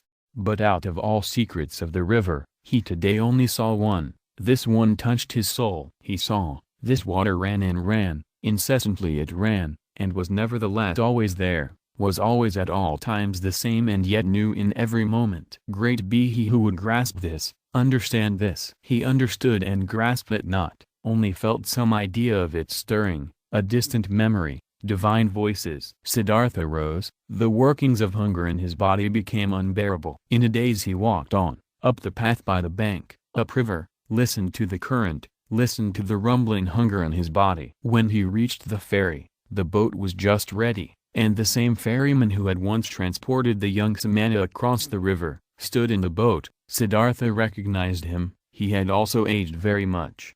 Would you like to ferry me over? He asked. The ferryman, being astonished to see such an elegant man walking along and on foot, took him into his boat and pushed it off the bank. It's a beautiful life you have chosen for yourself, the passenger spoke. It must be beautiful to live by this water every day and to cruise on it. With a smile, the man at the oar moved from side to side. It is beautiful, sir, it is as you say. But isn't every life, isn't every work beautiful? This may be true. But I envy you for yours. Ah, you would soon stop enjoying it. This is nothing for people wearing fine clothes. Siddhartha laughed. Once before, I have been looked upon today because of my clothes. I have been looked upon with distrust. Wouldn't you, ferryman, like to accept these clothes, which are a nuisance to me, from me? For you must know, I have no money to pay your fare. You're joking, sir, the ferryman laughed. I'm not joking, friend. Behold, Once before you have ferried me across this water in your boat for the immaterial reward of a good deed. Thus, do it today as well, and accept my clothes for it. And do you, sir, intend to continue traveling without clothes? Ah, most of all I wouldn't want to continue traveling at all. Most of all I would like you, ferryman, to give me an old loincloth and kept me with you as your assistant, or rather as your trainee, for I'll have to learn first how to handle the boat. For a long time, the ferryman looked at the stranger, searching. Now I recognize you, he finally said. At one time, you slept in my hut. This was a long time ago, possibly more than 20 years ago, and you've been ferried across the river by me, and we parted like good friends. Haven't you been a samana? I can't think of your name anymore. My name is Siddhartha, and I was a samana when you've last seen me. So be welcome, Siddhartha. My name is Vasudeva. You will, so I hope, be my guest today as well and sleep in my hut, and tell me where you're coming from and why these beautiful clothes are such a nuisance to you. They had reached the middle of the river, and Vasudeva pushed the oar with more strength, in order to overcome the current. He worked calmly, his eyes fixed in on the front of the boat, with brawny arms. Siddhartha sat and watched him, and remembered how once before, on that last day of his time as a samana, love for this man had stirred in his heart. Gratefully, he accepted Vasudeva's invitation. When they had reached the bank, he helped him to tie the boat to the stakes. After this, the ferryman asked him to enter the hut, offered him bread and water, and Siddhartha ate with eager pleasure, and also ate with eager pleasure of the mango fruits Vasudeva offered him. Afterwards, it was almost the time of the sunset. They sat on a log by the bank, and Siddhartha told the ferryman about where he originally came from and about his life, as he had seen it before his eyes today. In that hour of despair, until late at night, lasted his tale. Vasudeva listened with great attention. Listening carefully, he let everything enter his mind, birthplace and childhood, all that learning, all that searching, all joy, all distress. This was among the ferryman's virtues one of the greatest. Like only a few, he knew how to listen. Without him having spoken a word, the speaker sensed how Vasudeva let his words enter his mind, quiet, open, waiting, how he did not lose a single one, awaited not a single one with impatience, did not add his praise or rebuke, was just listening. Siddhartha felt, what a happy fortune it is, to confess to such a listener, to bury in his heart his own life, his own search, his own suffering. But in the end of Siddhartha's tale, when he spoke of the tree by the river, and of his deep fall, of the holy Om, and how he had felt such a love for the river after his slumber, the ferryman listened with twice the attention, entirely and completely absorbed by it, with his eyes closed. But when Siddhartha fell silent, and a long silence had occurred, then Vasudeva said, "It is as I thought. The river has spoken to you. It is your friend as well, it speaks to you as well. That is good, that is very good. Stay with me, Siddhartha, my friend. I used to have a wife, her bed was next to mine, but she has died a long time ago. For a long time, I have lived alone. Now, you shall live with me. There is space and food for both." "I thank you," said Siddhartha, "I thank you and accept." "And I also thank you for this, Vasudeva, for listening to me so well. These people are rare who know how to listen, and I did not meet a single one who knew it as well as you did. I will also learn in this respect from you." "You will learn it," spoke Vasudeva, "but not from me. The river has taught me to listen. From it you will learn it as well. It knows everything, the river, everything can be learned from it. See, you've already learned this from the water too, that it is good to strive downwards, to sink, to seek depth." The rich and elegant Siddhartha is becoming an oarsman servant. The learned Brahman Siddhartha becomes a ferryman. This has also been told to you by the river. You'll learn that other thing from it as well. Quoth Siddhartha after a long pause, "What other thing, Vasudeva?" Vasudeva rose. "It is late," he said, "let's go to sleep. I can't tell you that other thing, oh friend. You'll learn it, or perhaps you know it already. See, I'm no learned man, I have no special skill in speaking, I also have no special skill in thinking. All I'm able to do is to listen and to be godly. I have learned nothing else. If I was able to say and teach it, I might be a wise man, but like this I am only a ferryman, and it is my task to ferry people across the river. I have transported many, thousands, and to all of them, My river has been nothing but an obstacle on their travels. They travel to seek money and business, and for weddings, and on pilgrimages, and the river was obstructing their path, and the ferryman's job was to get them quickly across that obstacle. But for some among thousands, a few, 4 or 5, the river has stopped being an obstacle. They have heard its voice, they have listened to it, and the river has become sacred to them, as it has become sacred to me. Let's rest now, Siddhartha. Siddhartha stayed with the ferryman and learned to operate the boat, and when there was nothing to do at the ferry, he worked with Vasudeva in the rice field, gathered wood, plucked the fruit off the banana trees. He learned to build an oar, and learned to mend the boat, and to weave baskets, and was joyful because of everything he learned, and the days and months passed quickly. But more than Vasudeva could teach him, he was taught by the river. Incessantly, he learned from it. Most of all, he learned from it to listen, to pay close attention with a quiet heart, with a waiting, open soul, without passion, without a wish, without judgment, without an opinion. In a friendly manner, he lived side by side with Vasudeva, and occasionally they exchanged some words. Few and at length thought about words. Vasudeva was no friend of words. Rarely, Siddhartha succeeded in persuading him to speak. Did you, so he asked him at one time, did you too learn that secret from the river, that there is no time? Vasudeva's face was filled with a bright smile. Yes, Siddhartha, he spoke. It is this what you mean, isn't it, that the river is everywhere at once, at the source and at the mouth, at the waterfall, at the ferry, at the rapids, in the sea, in the mountains, everywhere at once, and that there is only the present time for it, not the shadow of the past, not the shadow of the future? This it is, said Siddhartha. And when I had learned it, I looked at my life, and it was also a river, and the boy Siddhartha was only separated from the man Siddhartha and from the old man Siddhartha by a shadow, not by something real. Also, Siddhartha's previous births were no past, and his death and his return to Brahma was no future. Nothing was, nothing will be, everything is, everything has existence and is present. Siddhartha spoke with ecstasy, deeply. This enlightenment had delighted him. Oh, was not all suffering time, were not all forms of tormenting oneself and being afraid time, was not everything hard, everything hostile in the world gone and overcome as soon as one had overcome time, as soon as time would have been put out of existence by one's thoughts? In ecstatic delight, he had spoken, but Vasudeva smiled at him brightly and nodded in confirmation. Silently he nodded, brushed his hand over Siddhartha's shoulder, turned back to his work.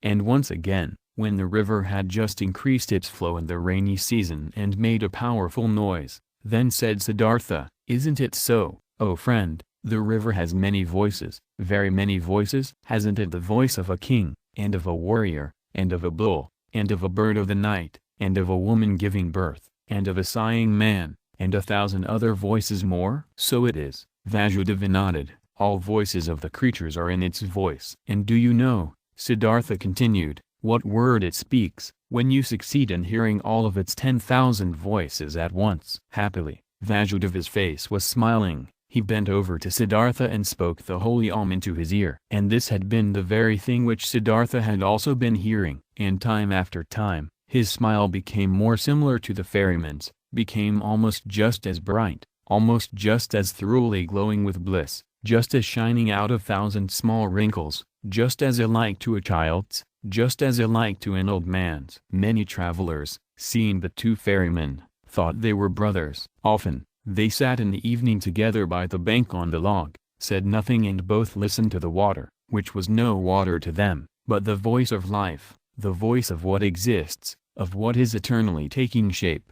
And it happened from time to time that both, when listening to the river, thought of the same things, of a conversation from the day before yesterday, of one of their travelers, the face and fate of whom had occupied their thoughts, of death, of their childhood, and that they both in the same moment, when the river had been saying something good to them, looked at each other, both thinking precisely the same thing, both delighted about the same answer to the same question. There was something about this ferry and the two ferrymen which was transmitted to others, which many of the travelers felt. It happened occasionally that a traveler, after having looked at the face of one of the ferrymen, started to tell the story of his life, told about pains, confessed evil things, asked for comfort and advice. It happened occasionally that someone asked for permission to stay for a night with them to listen to the river. It also happened that curious people came, who had been told that there were 2 wise men, or sorcerers, or holy men living by that ferry. The curious people asked many questions, but they got no answers, and they found neither sorcerers nor wise men. They only found 2 friendly little old men, who seemed to be mute and to have become a bit strange and gaga. And the curious people laughed and were discussing how foolishly and gullibly the common people were spreading such empty rumors. The years passed by, and nobody counted them. Then, at one time, monks came by on a pilgrimage, followers of Gautama, the Buddha, who were asking to be ferried across the river, and by them the ferrymen were told that they were most hurriedly walking back to their great teacher, for the news had spread the exalted one was deadly sick and would soon die his last human death, in order to become one with the salvation. It was not long, until a new flock of monks came along on their pilgrimage, and another one, and the monks as well as most of the other travelers and people walking through the land spoke of nothing else than of Gotama and his impending death. And as people are flocking from everywhere and from all sides, when they are going to war or to the coronation of a king, and are gathering like ants in droves, thus they flocked, like being drawn on by a magic spell, to where the great Buddha was awaiting his death, where the huge event was to take place and the great perfected one of an era was to become one with the glory. Often, Siddhartha thought in those days of the dying wise man, the great teacher, whose voice had admonished nations and had awoken hundreds of thousands, whose voice he had also once heard, whose holy face he had also once seen with respect. Kindly, he thought of him, saw his path to perfection before his eyes, and remembered with a smile those words which he had once, as a young man, said to him, the exalted one. They had been, so it seemed to him, proud and precocious words. With a smile, he remembered them. For a long time he knew that there was nothing standing between Gotama and him any more, though he was still unable to accept his teachings. No, there was no teaching a truly searching person, someone who truly wanted to find, could accept. But he who had found, he could approve of any teachings, every path, every goal. There was nothing standing between him and all the other 1,000 any more who lived in that what is eternal, who breathed what is divine. On one of these days, when so many went on a pilgrimage to the dying Buddha, Kamala also went to him, who used to be the most beautiful of the courtesans. A long time ago, she had retired from her previous life, had given her garden to the monks of Gotama as a gift, had taken her refuge in the teachings, was among the friends and benefactors of the pilgrims. Together with Siddhartha the boy, her son, she had gone on her way due to the news of the near death of Gotama, in simple clothes, on foot. With her little son, she was traveling by the river, but the boy had soon grown tired, desired to go back home, desired to rest, desired to eat, became disobedient and started whining.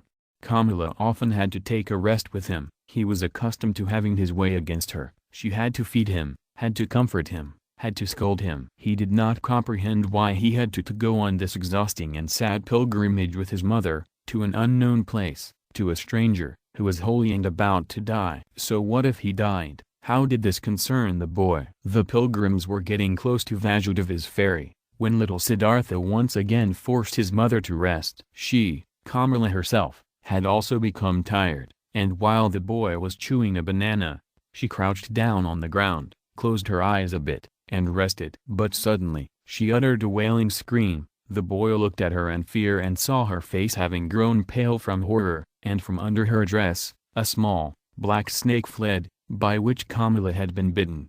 Hurriedly, they now both ran along the path, in order to reach people, and got near to the ferry. There Kamala collapsed, and was not able to go any further. But the boy started crying miserably, only interrupting it to kiss and hug his mother, and she also joined his loud screams for help, until the sound reached Vasudev's ears, who stood at the ferry. Quickly, he came walking, took the woman on his arms, carried her into the boat. The boy ran along, and soon they all reached the hut, where Siddhartha stood by the stove and was just lighting the fire. He looked up and first saw the boy's face, which wondrously reminded him of something, like a warning to remember something he had forgotten. Then he saw Kamala, whom he instantly recognized, though she lay unconscious in the ferryman's arms, and now he knew that it was his own son, whose face had been such a warning reminder to him, and the heart stirred in his chest. Kamila's wound was washed, but had already turned black and her body was swollen. She was made to drink a healing potion. Her consciousness returned. She lay on Siddhartha's bed in the hut, and bent over her stood Siddhartha, who used to love her so much. It seemed like a dream to her. With a smile, she looked at her friend's face. Just slowly she realized her situation, remembered the bite, called timidly for the boy. "He's with you, don't worry," said Siddhartha. Kamala looked into his eyes. She spoke with a heavy tongue, paralyzed by the poison. "You've become old, my dear," she said. "You've become gray. But you are like the young Samana, who at one time came without clothes, with dusty feet, to me into the garden. You are much more like him than you were like him at that time when you had left me in Kamaswami. In the eyes, you're like him, Siddhartha." "Alas, I have also grown old. Old, could you still recognize me?" Siddhartha smiled. "Instantly, I recognized you, Kamala, my dear." Kamala pointed to her boy and said, "Did you recognize him as well? He is your son." Her eyes became confused and fell shut. The boy wept. Siddhartha took him on his knees, let him weep, petted his hair, and at the sight of the child's face, a Brahman prayer came to his mind, which he had learned a long time ago, when he had been a little boy himself. Slowly, with a singing voice, he started to speak. From his past in childhood, the words came flowing to him, and with that sing-song, the boy became calm, was only now and then uttering a sob and fell asleep. Siddhartha placed him on Vasudava's bed. Vasudeva stood by the stove and cooked rice. Siddhartha gave him a look, which he returned with a smile. "She'll die," Siddhartha said quietly. Vasudeva nodded. Over his friendly face ran the light of the stove's fire. Once again, Kamala returned to consciousness. Pain distorted her face. Siddhartha's eyes read the suffering on her mouth, on her pale cheeks. Quietly, he read it, attentively, waiting, his mind becoming one with her suffering. Kamala felt it, her gaze sought his eyes. Looking at him, she said, "Now I see that your eyes have changed as well. They've become completely different. By what do I still recognize that you're Siddhartha? It's you, and it's not you." Siddhartha said nothing. Quietly his eyes looked at hers. "You have achieved it?" she asked. "You have found peace?" He smiled and placed his hand on hers. "I'm seeing it," she said. "I'm seeing it. I too will find peace." "You have found it," Siddhartha spoke in a whisper. Kamala never stopped looking into his eyes. She thought about her pilgrimage to Gotama, which wanted to take, in order to see the face of the perfected one, to breathe his peace, and she thought that she had now found him in his place, and that it was good, just as good, as if she had seen the other one. She wanted to tell this to him, but the tongue no longer obeyed her will. Without speaking, she looked at him, and he saw the life fading from her eyes. When the final pain filled her eyes and made them grow dim, when the final shiver ran through her limbs, his finger closed her eyelids. For a long time, he sat and looked at her peacefully dead face. For a long time, he observed her mouth, her old, tired mouth, with those lips, which had become thin, and he remembered that he used to, in the spring of his years, compare this mouth with a freshly cracked figure. For a long time, he sat, read in the pale face, in the tired wrinkles, filled himself with this sight, saw his own face lying in the same manner, just as white, just as quenched out, and saw at the same time his face and hers being young, with red lips, with fiery eyes, and the feeling of this both being present and at the same time real. The feeling of eternity, completely filled every aspect of his being. Deeply he felt, more deeply than ever before, in this hour, the indestructibility of every life, the eternity of every moment. When he rose, Vasudeva had prepared rice for him. But Siddhartha did not eat. In the stable, where their goat stood, the two old men prepared beds of straw for themselves, and Vasudeva lay himself down to sleep. But Siddhartha went outside and sat this night before the hut, listening to the river, surrounded by the past, touched and encircled by all times of his life at the same time. But occasionally, he rose, stepped to the door of the hut and listened, whether the boy was sleeping. Early in the morning, even before the sun could be seen, Vasudeva came out of the stable and walked over to his friend. "You haven't slept," he said. "No, Vasudeva. I sat here, I was listening to the river. A lot it has told me, deeply it has filled me with the healing thought, with the thought of oneness. You've experienced suffering, Siddhartha, but I see, no sadness has entered your heart. No, my dear, how should I be sad? I, who have been rich and happy, have become even richer and happier now. My son has been given to me, your son shall be welcome to me as well. But now, Siddhartha, let's get to work. There is much to be done. Kamala has died on the same bed on which my wife had died a long time ago. Let us also build Kamala's funeral pile on the same hill on which I had then built my wife's funeral pile. While the boy was still asleep, they built the funeral pile. The son, timid and weeping, the boy had attended his mother's funeral, gloomy and shy. He had listened to Siddhartha, who greeted him as his son and welcomed him at his place in Vasudava's hut. Pale, he sat for many days by the hill of the dead, did not want to eat, gave no open look, did not open his heart, met his fate with resistance and denial. Siddhartha spared him and let him do as he pleased. He honored his mourning. Siddhartha understood that his son did not know him, that he could not love him like a father. Slowly, he also saw and understood that the 11-year-old was a pampered boy, a mother's boy, and that he had grown up in the habits of rich people, accustomed to finer food, to a soft bed, accustomed to giving orders to servants. Siddhartha understood that the mourning, pampered child could not suddenly and willingly be content with a life among strangers and in poverty. He did not force him, he did many a chore for him, always picked the best piece of the meal for him. Slowly, he hoped to win him over, by friendly patience. Rich and happy, he had called himself, when the boy had come to him. Since time had passed on in the meantime, and the boy remained a stranger and in a gloomy disposition, since he displayed a proud and stubbornly disobedient heart, did not want to do any work, did not pay his respect to the old men, stole from Vasudava's fruit trees, then Siddhartha began to understand that his son had not brought him happiness and peace,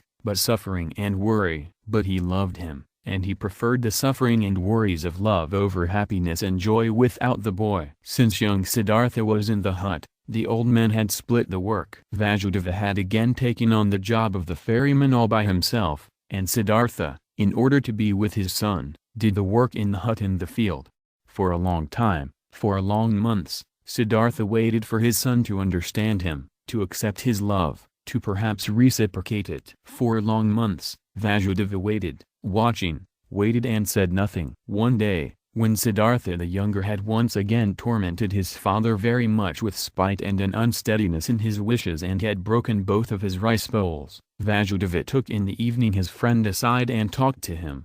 "Pardon me," he said, "from a friendly heart, I'm talking to you. I'm seeing that you are tormenting yourself, I'm seeing that you're in grief. Your son, my dear, is worrying you, and he is also worrying me. That young bird is accustomed to a different life, to a different nest. He has not, like you, ran away from riches in the city, being disgusted and fed up with it, against his will, he had to leave all of this behind. I asked the river, oh friend, many times I have asked it, but the river laughs, it laughs at me, it laughs at you and me, and is shaking with laughter at foolishness. Water wants to join water, youth wants to join youth. Your son is not in the place where he can prosper. You too should ask the river, you too should listen to it." Troubled, Siddhartha looked into his friendly face, in the many wrinkles of which there was incessant cheerfulness. "How could I part with him?" he said quietly, ashamed. "Give me some more time, my dear. See, I'm fighting for him, I'm seeking to win his heart. With love and with friendly patience I intend to capture it. One day, the river shall also talk to him. He also is called upon." Vasudeva's smile flourished more warmly. "Oh yes, he too is called upon, he too is of the eternal life. But do we, you and me, know what he is called upon to do, what path to take, what actions to perform, what pain to endure? Not a small one. His pain will be, after all, his heart is proud and hard. People like this have to suffer a lot, do much injustice, burden themselves with much sin. Tell me, my dear, you're not taking control of your son's upbringing? You don't force him? You don't beat him? You don't punish him?" "No, Vasudeva, I don't do anything of this." "I knew it. You don't force him, don't beat him, don't give him orders, because you know that soft is stronger than hard, water stronger than rocks, love stronger than force." "Very good, I praise you. But aren't you mistaken in thinking that you wouldn't force him, wouldn't punish him? Don't you shackle him with your love? Don't you make him feel inferior every day, and don't you make it even harder on him with your kindness and patience? Don't you force him, the arrogant and pampered boy, to live in a hut with 2 old banana eaters, to whom even rice is a delicacy, whose thoughts can't be his, whose hearts are old and quiet and beats in a different pace than his? Isn't forced, isn't he punished by all this? Troubled, Siddhartha looked to the ground. Quietly, he asked, "What do you think should I do?" Quoth Vasudeva, "Bring him into the city, bring him into his mother's house, there'll still be servants around, give him to them, and when there aren't any around anymore, bring him to a teacher, not for the teaching's sake, but so that he shall be among other boys, and among girls, and in the world which is his own. Have you never thought of this? You're seeing into my heart." Siddhartha spoke sadly. "Often, I have thought of this. But look, how shall I put him, who had no tender heart anyhow, into this world? Won't he become exuberant? Won't he lose himself to pleasure and power? Won't he repeat all of his father's mistakes? Won't he perhaps get entirely lost in sansara?" Brightly, the ferryman's smile lit up. Softly, he touched Siddhartha's arm and said, "Ask the river about it, my friend. Hear it laugh about it." Would you actually believe that you had committed your foolish acts in order to spare your son from committing them too? And could you in any way protect your son from sansara? How could you? By means of teachings, prayer, admonition? My dear, have you entirely forgotten that story containing so many lessons, that story about Siddhartha, Abraham's son, which you once told me here on this very spot? Who has kept the samana Siddhartha safe from sansara, from sin, from greed, from foolishness? Were his father's religious devotion, his teacher's warnings, his own knowledge, his own search able to keep him safe? Which father, which teacher had been able to protect him from living his life for himself, from soiling himself with life, from burdening himself with guilt, from drinking the bitter drink for himself, from finding his path for himself? Would you think, my dear, anybody might perhaps be spared from taking this path? That perhaps your little son would be spared, because you love him, because you would like to keep him from suffering and pain and disappointment? But even if you would die 10 times for him, you would not be able to take the slightest part of his destiny upon yourself. Never before, Vasudeva had spoken so many words. Kindly, Siddhartha thanked him, went troubled into the hut, could not sleep for a long time. Vasudeva had told him nothing he had not already thought and known for himself. But this was a knowledge he could not act upon. Stronger than the knowledge was his love for the boy, stronger was his tenderness, his fear to lose him. Had he ever lost his heart so much to something? Had he ever loved any person thus blindly, thus sufferingly, thus unsuccessfully, and yet thus happily?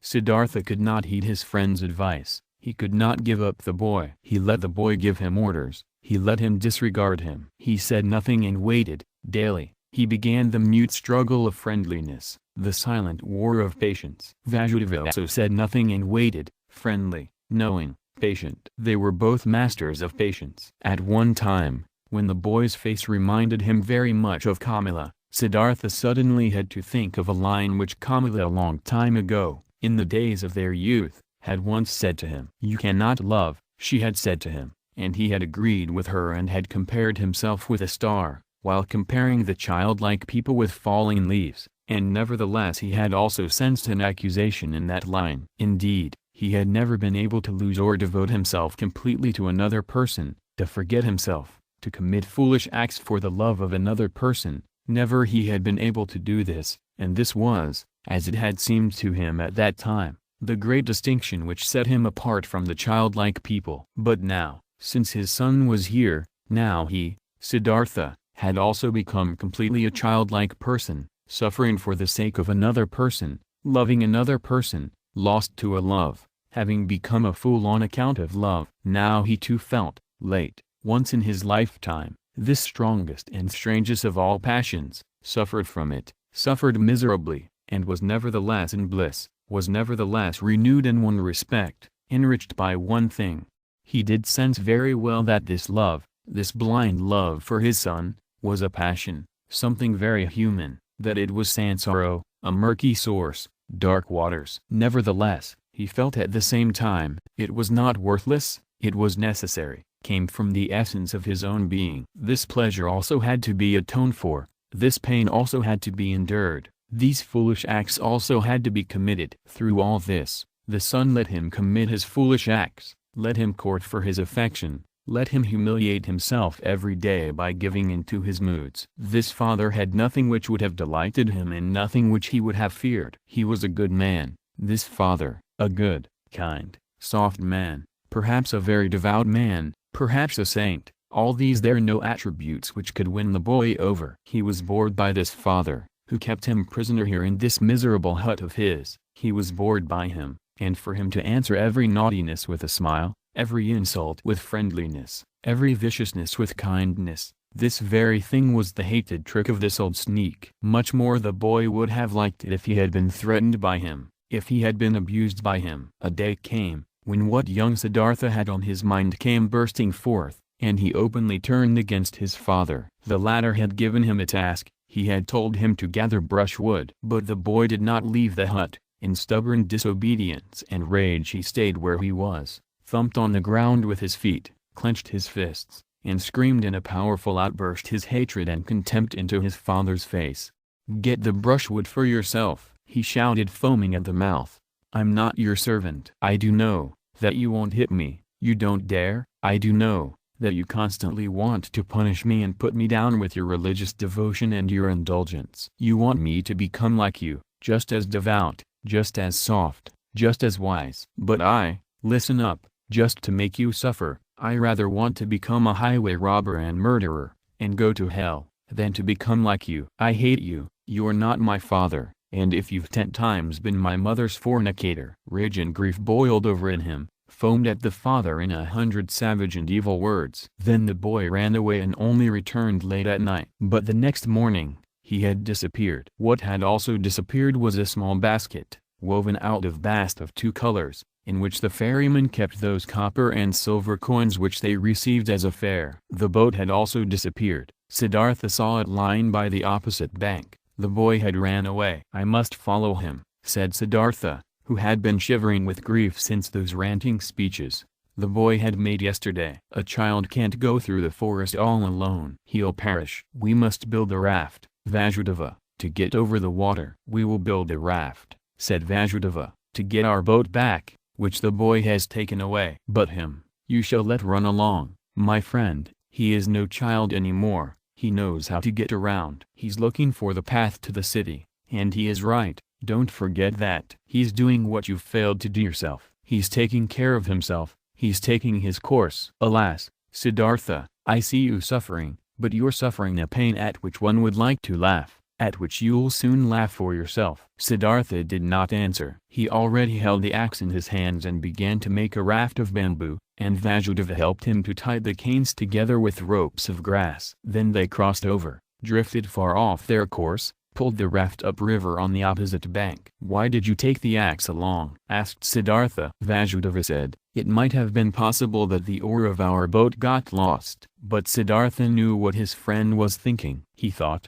the boy would have thrown away or broken the oar in order to get even and in order to keep them from following him. And in fact, there was no oar left in the boat. Vasudeva pointed to the bottom of the boat and looked at his friend with a smile, as if he wanted to say, "Don't you see what your son is trying to tell you? Don't you see that he doesn't want to be followed?" But he did not say this in words. He started making a new oar. But Siddhartha bid his farewell, to look for the runaway. Vasudeva did not stop him. When Siddhartha had already been walking through the forest for a long time, the thought occurred to him that his search was useless. Either, so he thought, the boy was far ahead and had already reached the city, or, if he should still be on his way, he would conceal himself from him, the pursuer. As he continued thinking, he also found that he, on his part, was not worried for his son, that he knew deep inside that he had neither perished nor was in any danger in the forest. Nevertheless, he ran without stopping, no longer to save him,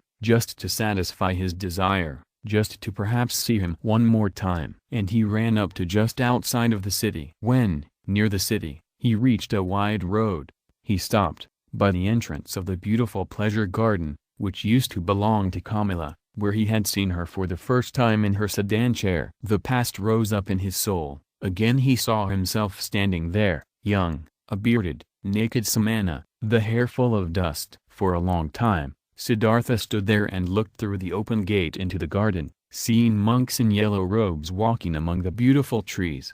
For a long time, he stood there, pondering, seeing images, listening to the story of his life. For a long time, he stood there, looked at the monks, saw young Siddhartha in their place, saw young Kamala walking among the high trees. Clearly, he saw himself being served food and drink by Kamala, receiving his first kiss from her, looking proudly and disdainfully back on his Brahmanism, beginning proudly and full of desire his worldly life. He saw Kamaswami, saw the servants, the orgies, the gamblers with the dice, the musicians, saw Kamala's songbird in a cage, lived through all this once again, breathed sansara, was once again old and tired, felt once again disgust, felt once again the wish to annihilate himself, was once again healed by the holy Om.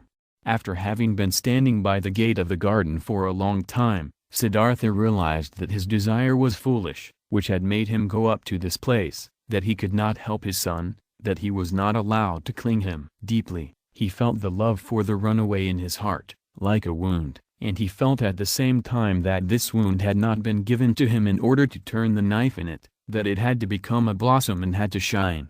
That this wound did not blossom yet, did not shine yet, at this hour, made him sad. Instead of the desired goal, which had drawn him here following the runaway son, there was now emptiness. Sadly, he sat down, felt something dying in his heart, experienced emptiness, saw no joy anymore, no goal. He sat lost in thought and waited. This he had learned by the river, this one thing, waiting, having patience, listening attentively. And he sat and listened, in the dust of the road, listened to his heart, beating tiredly and sadly, waited for a voice. Many an hour he crouched, listening, saw no images anymore, fell into emptiness, let himself fall, without seeing a path, and when he felt the wound burning, he silently spoke the Om, filled himself with Om. The monks in the garden saw him, and since he crouched for many hours, and dust was gathering on his gray hair, one of them came to him and placed 2 bananas in front of him. The old man did not see him. From this petrified state, he was awoken by a hand touching his shoulder. Instantly, he recognized this touch, this tender, bashful touch, and regained his senses. He rose and greeted Vasudeva, who had followed him, and when he looked into Vasudeva's friendly face, into the small wrinkles, which were as if they were filled with nothing but his smile, into the happy eyes, then he smiled too. Now he saw the bananas lying in front of him, picked them up, gave one to the ferryman, ate the other one himself. After this, he silently went back into the forest with Vasudeva, returned home to the ferry. Neither one talked about what had happened today, neither one mentioned the boy's name, neither one spoke about him running away, neither one spoke about the wound. In the hut, Siddhartha lay down on his bed, and when after a while Vasudeva came to him, to offer him a bowl of coconut milk, he already found him asleep. For a long time, the wound continued to burn. Many a traveler Siddhartha had to ferry across the river who was accompanied by a son or a daughter, and he saw none of them without envying him, without thinking, so many thousands possess this sweetest of good fortunes, why don't I? Even bad people, even thieves and robbers have children and love them, and are being loved by them, all except for me. Thus simply, thus without reason he now thought, thus similar to the childlike people he had become. Differently than before, he now looked upon people, less smart, less proud, but instead warmer, more curious, more involved. When he ferried travelers of the ordinary kind, childlike people, businessmen, warriors, women, these people did not seem alien to him as they used to. He understood them, he understood and shared their life, which was not guided by thoughts and insight, but solely by urges and wishes. He felt like them. Though he was near perfection and was bearing his final wound, it still seemed to him as if those childlike people were his brothers.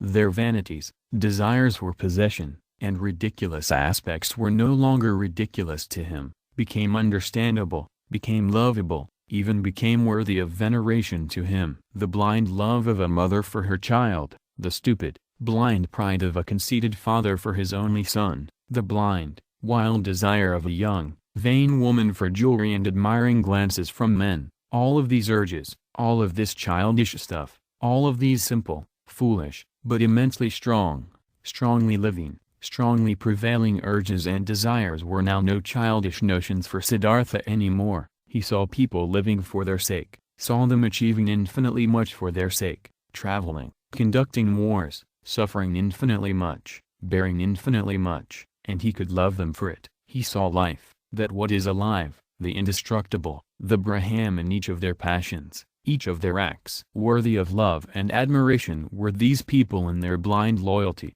their blind strength and tenacity. They lacked nothing, there was nothing the knowledgeable one, the thinker, had to put him above them except for one little thing, a single, tiny, small thing, the consciousness, the conscious thought of the oneness of all life. And Siddhartha even doubted in many an hour, whether this knowledge, this thought was to be valued thus highly, whether it might not also perhaps be a childish idea of the thinking people, of the thinking and childlike people. In all other respects, the worldly people were of equal rank to the wise men, were often far superior to them, just as animals too can, after all, in some moments, seem to be superior to humans in their tough, unrelenting performance of what is necessary.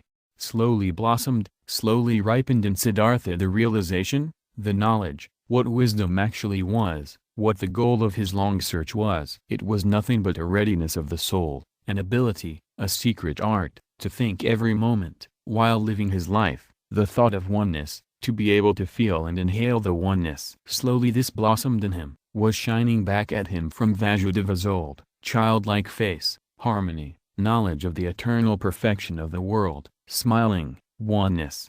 But the wound still burned. Longingly and bitterly Siddhartha thought of his son, nurtured his love and tenderness in his heart, allowed the pain to gnaw at him, committed all foolish acts of love.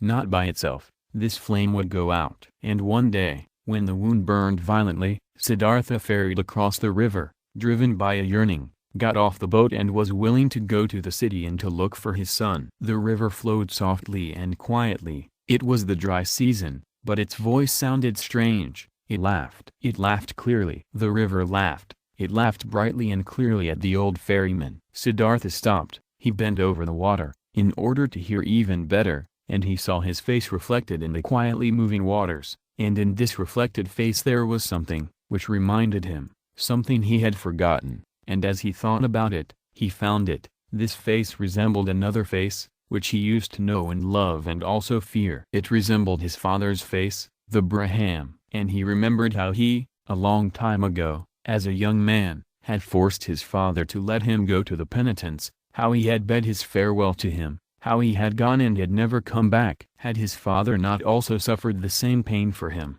which he now suffered for his son? Had his father not long since died, alone, without having seen his son again? Did he not have to expect the same fate for himself? Was it not a comedy, a strange and stupid matter, this repetition? This running around in a fateful circle? The river laughed. Yes, so it was. Everything came back, which had not been suffered and solved up to its end. The same pain was suffered over and over again. But Siddhartha went back into the boat and ferried back to the hut, thinking of his father, thinking of his son, laughed at by the river, at odds with himself, tending towards despair, and not less tending towards laughing along at himself and the entire world. I think it should read Uber instead of Aber. Alas, the wound was not blossoming yet, his heart was still fighting his fate, cheerfulness and victory were not yet shining from his suffering. Nevertheless, he felt hope, and once he had returned to the hut, he felt an undefeatable desire to open up to Vasudeva, to show him everything, the master of listening, to say everything. Vasudeva was sitting in the hut and weaving a basket. He no longer used the ferry boat, his eyes were starting to get weak. And not just his eyes, his arms and hands as well. Unchanged and flourishing was only the joy and the cheerful benevolence of his face. Siddhartha sat down next to the old man. Slowly he started talking. What they had never talked about, he now told him of his walk to the city, at that time, of the burning wound, of his envy at the sight of happy fathers, of his knowledge of the foolishness of such wishes, of his futile fight against them. He reported everything. He was able to say everything. Even the most embarrassing parts. Everything could be said, everything shown, everything he could tell. He presented his wound, also told how he fled today, how he ferried across the water, a childish runaway, willing to walk to the city. How the river had laughed!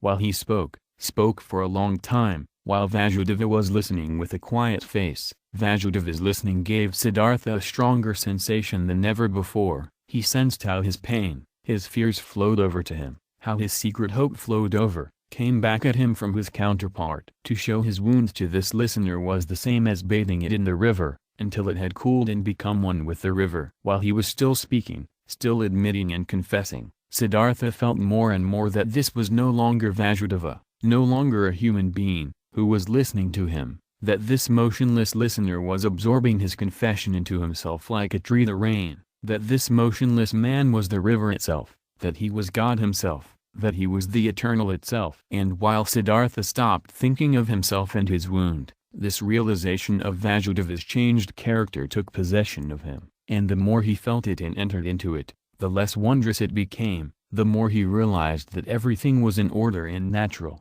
that Vasudeva had already been like this for a long time, almost forever, that only he had not quite recognized it. Yes, that he himself had almost reached the same state. He felt that he was now seeing old Vasudeva as the people see the gods, and that this could not last. In his heart, he started bidding his farewell to Vasudeva. Through all this, he talked incessantly. When he had finished talking, Vasudeva turned his friendly eyes, which had grown slightly weak, at him, said nothing, let his silent love and cheerfulness, understanding and knowledge, shine at him. He took Siddhartha's hand, led him to the seat by the bank, sat down with him, smiled at the river. You've heard it laugh, he said. But you haven't heard everything. Let's listen, you'll hear more. They listened. Softly sounded the river, singing in many voices. Siddhartha looked into the water, and images appeared to him in the moving water. His father appeared, lonely, mourning for his son. He himself appeared, lonely, he also being tied with the bondage of yearning to his distant son.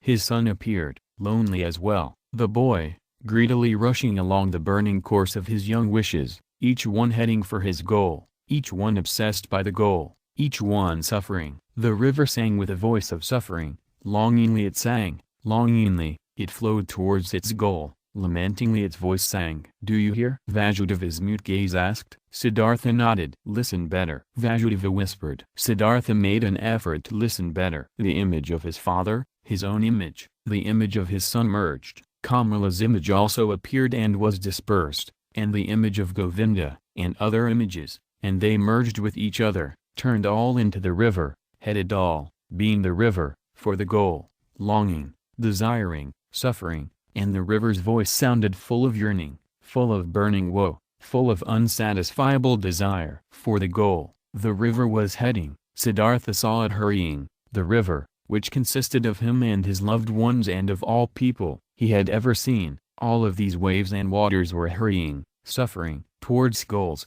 many goals, the waterfall, the lake, the rapids, the sea, and all goals were reached, and every goal was followed by a new one, and the water turned into vapor and rose to the sky, turned into rain and poured down from the sky, turned into a source, a stream, a river, headed forward once again, flowed on once again. But the longing voice had changed. It still resounded, full of suffering, searching, but other voices joined it, voices of joy and of suffering, good and bad voices, laughing and sad ones, 100 voices, 1,000 voices.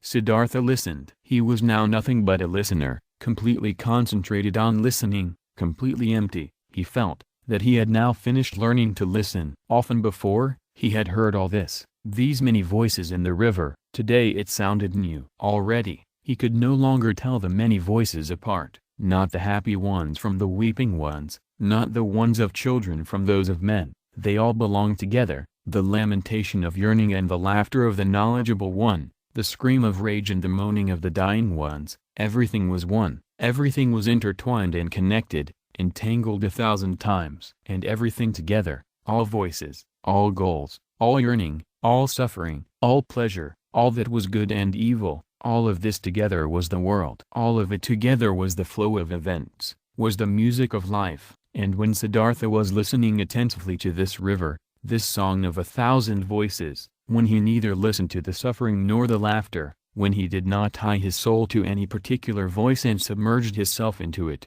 but when he heard them all, perceived the whole, the oneness. Then the great song of the thousand voices consisted of a single word, which was Om, the perfection.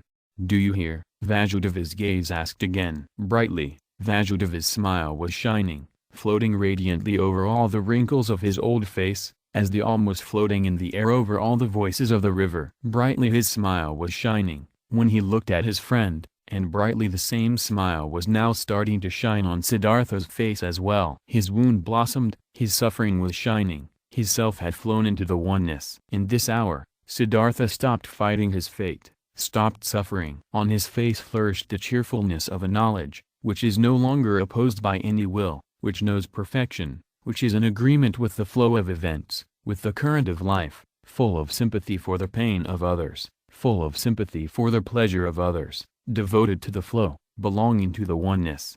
When Vasudeva rose from the seat by the bank, when he looked into Siddhartha's eyes and saw the cheerfulness of the knowledge shining in them, he softly touched his shoulder with his hand, in this careful and tender manner, and said, "I've been waiting for this hour, my dear. Now that it has come, let me leave. For a long time, I've been waiting for this hour, for a long time, I've been Vasudeva the ferryman. Now it's enough. Farewell, hut, farewell, river, farewell, Siddhartha." Siddhartha made a deep bow before him who bid his farewell. "I've known it," he said quietly. "You'll go into the forests?" "I'm going into the forests, I'm going into the oneness," spoke Vasudeva with a bright smile. With a bright smile, he left. Siddhartha watched him leaving. With deep joy, with deep solemnity he watched him leave, saw his steps full of peace, saw his head full of luster, saw his body full of light.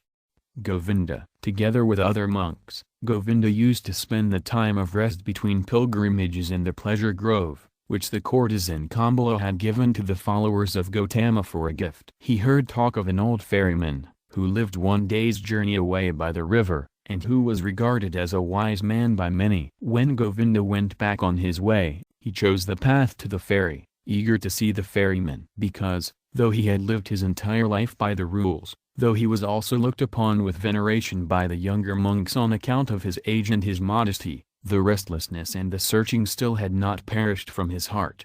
He came to the river and asked the old man to ferry him over, and when they got off the boat on the other side, he said to the old man, "You're very good to us monks and pilgrims, you have already ferried many of us across the river. Aren't you too, ferryman, a searcher for the right path?" Quoth Siddhartha, smiling from his old eyes, "Do you call yourself a searcher, O venerable one, though you are already of an old in years and are wearing the robe of Gotama's monks?" "It's true, I'm old," spoke Govinda, "but I haven't stopped searching." "Never I'll stop searching, this seems to be my destiny. You too, so it seems to me, have been searching." "Would you like to tell me something, O honorable one?" quoth Siddhartha. "What should I possibly have to tell you, O venerable one?" "Perhaps that you're searching far too much." "That in all that searching, you don't find the time for finding?" "How come?" asked Govinda. "When someone is searching," said Siddhartha, "then it might easily happen that the only thing his eyes still see is that what he searches for,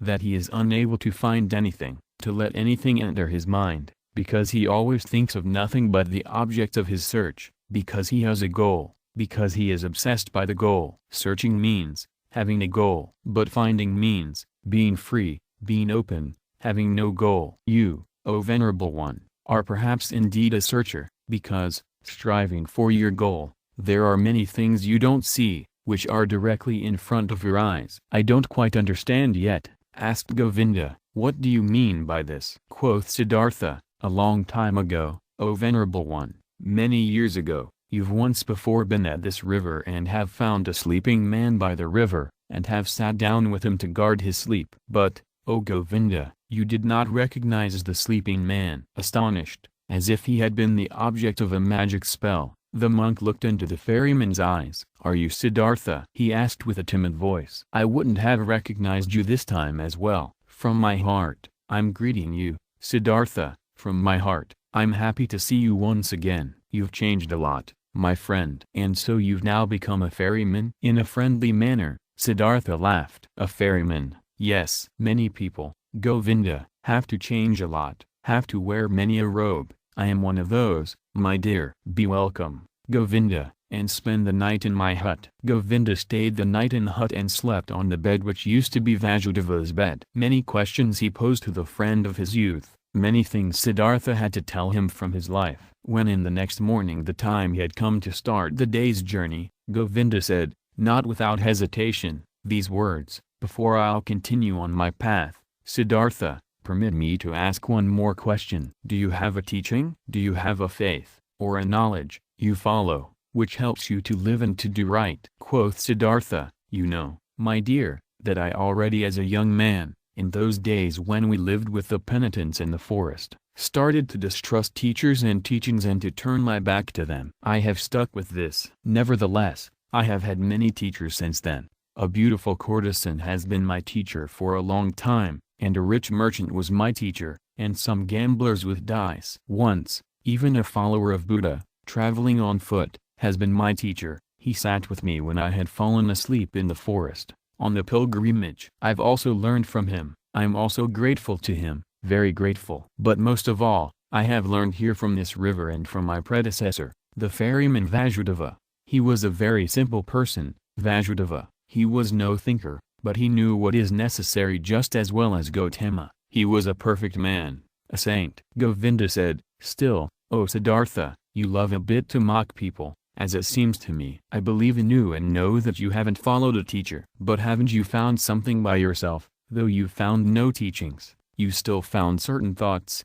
certain insights, which are your own and which help you to live. If you would like to tell me some of these, you would delight my heart." Quoth Siddhartha, "I've had thoughts, yes, and insight, again and again. Sometimes, for an hour or for an entire day, I have felt knowledge in me, as one would feel life in one's heart. There have been many thoughts, but it would be hard for me to convey them to you. Look, my dear Govinda, this is one of my thoughts, which I have found. Wisdom cannot be passed on. Wisdom which a wise man tries to pass on to someone always sounds like foolishness." "Are you kidding?" asked Govinda. "I'm not kidding. I'm telling you what I found. Knowledge can be conveyed, but not wisdom. It can be found, it can be lived, it is possible to be carried by it. Miracles can be performed with it, but it cannot be expressed in words and taught." This was what I, even as a young man, sometimes suspected. What has driven me away from the teachers? I have found a thought, Govinda, which you again regard as a joke or foolishness,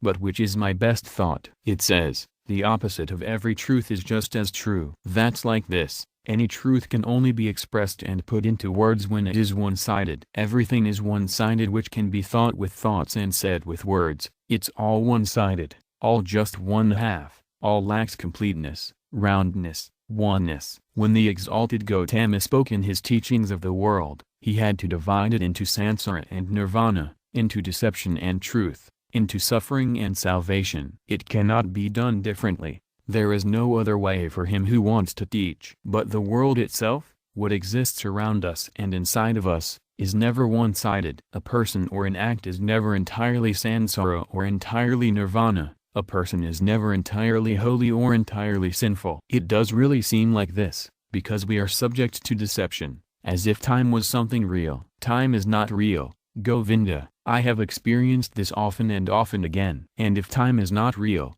then the gap which seems to be between the world and the eternity, between suffering and blissfulness, between evil and good, is also a deception. How come? Asked Govinda timidly. Listen well, my dear, listen well. The sinner, which I am and which you are, is a sinner, but in times to come he will be Brahma again. He will reach the nirvana, will be Buddha. And now see, these times to come are a deception, are only a parable. The sinner is not on his way to become a Buddha, he is not in the process of developing, though our capacity for thinking does not know how else to picture these things. No, within the sinner is now and today already the future Buddha. His future is already all there. You have to worship in him, in you, in everyone, the Buddha which is coming into being, the possible, the hidden Buddha. The world, my friend Govinda, is not imperfect, or on a slow path towards perfection. No, it is perfect in every moment. All sin already carries the divine forgiveness in itself. All small children already have the old person in themselves. All infants already have death. All dying people the eternal life. It is not possible for any person to see how far another one has already progressed on his path. In the robber and dice gambler, the Buddha is waiting. In the Braham, the robber is waiting. In deep meditation, there is the possibility to put time out of existence, to see all life which was, is, and will be as if it was simultaneous, and there everything is good, everything is perfect, everything is Braham. Therefore, I see whatever exists as good. Death is to me like life, sin like holiness, wisdom like foolishness. Everything has to be as it is. Everything only requires my consent, only my willingness, my loving agreement, to be good for me, to do nothing but work for my benefit, to be unable to ever harm me. I have experienced on my body and on my soul that I needed sin very much. I needed lust, the desire for possessions, vanity, and needed the most shameful despair, in order to learn how to give up all resistance, in order to learn how to love the world, in order to stop comparing it to some world I wished, I imagined, some kind of perfection I had made up, but to leave it as it is and to love it and to enjoy being a part of it. These, O Govinda, are some of the thoughts which have come into my mind. Siddhartha bent down, picked up a stone from the ground, and weighed it in his hand. This here, he said, playing with it, is a stone, and will, after a certain time, perhaps turn into soil, and will turn from soil into a plant or animal or human being. In the past, I would have said, this stone is just a stone, it is worthless, it belongs to the world of the Maja, but because it might be able to become also a human being and a spirit in the cycle of transformations, therefore I also grant it importance. Thus, I would perhaps have thought in the past. But today I think, this stone is a stone, it is also animal, it is also God, it is also Buddha. I do not venerate and love it because it could turn into this or that, but rather because it is already and always everything, and it is this very fact, that it is a stone, that it appears to me now and today as a stone. This is why I love it and see worth and purpose in each of its veins and cavities, in the yellow, in the gray, in the hardness, in the sound it makes when I knock at it, in the dryness or wetness of its surface. There are stones which feel like oil or soap, and others like leaves, others like sand, and every one is special and praise the Om in its own way. Each one is Braham, but simultaneously and just as much it is a stone, is oily or juicy, and this is this very fact which I like and regard as wonderful and worthy of worship. But let me speak no more of this. The words are not good for the secret meaning. Everything always becomes a bit different, as soon as it is put into words, gets distorted a bit silly, yes, and this is also very good, and I like it a lot. I also very much agree with this, that this what is one man's treasure and wisdom always sounds like foolishness to another person. Govinda listened silently. Why have you told me this about the stone? He asked hesitantly after a pause. I did it without any specific intention. Or perhaps what I meant was, that love this very stone, and the river, and all these things we are looking at and from which we can learn. I can love a stone, Govinda, and also a tree or a piece of bark. These are things, and things can be loved. But I cannot love words. Therefore, teachings are no good for me. They have no hardness, no softness, no colors, no edges, no smell, no taste. They have nothing but words. Perhaps it are these which keep you from finding peace. Perhaps it are the many words. Because salvation and virtue as well, sansara and nirvana as well, are mere words,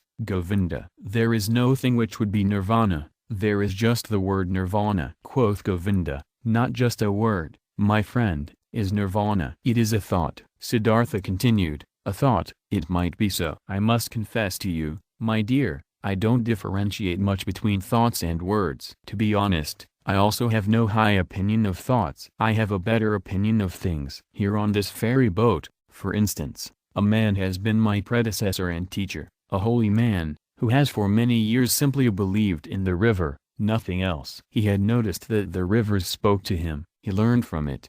It educated and taught him. The river seemed to be a god to him. For many years he did not know that every wind, every cloud, every bird, every beetle was just as divine and knows just as much and can teach just as much as the worshipped river. But when this holy man went into the forests, he knew everything, knew more than knew in me, without teachers, without books, only because he had believed in the river. Govinda said, but is that what you call things, actually something real, something which has existence? Isn't it just a deception of the Maja, just an image and delusion? Your stone, Your tree, your river, are they actually a reality? This too, spoke Siddhartha, I do not care very much about. Let the things be illusions or not. After all, I would then also be an illusion, and thus they are always like me. This is what makes them so dear and worthy of veneration for me. They are like me. Therefore, I can love them. And this is now a teaching you will laugh about. Love, O Govinda, seems to me to be the most important thing of all. To thoroughly understand the world,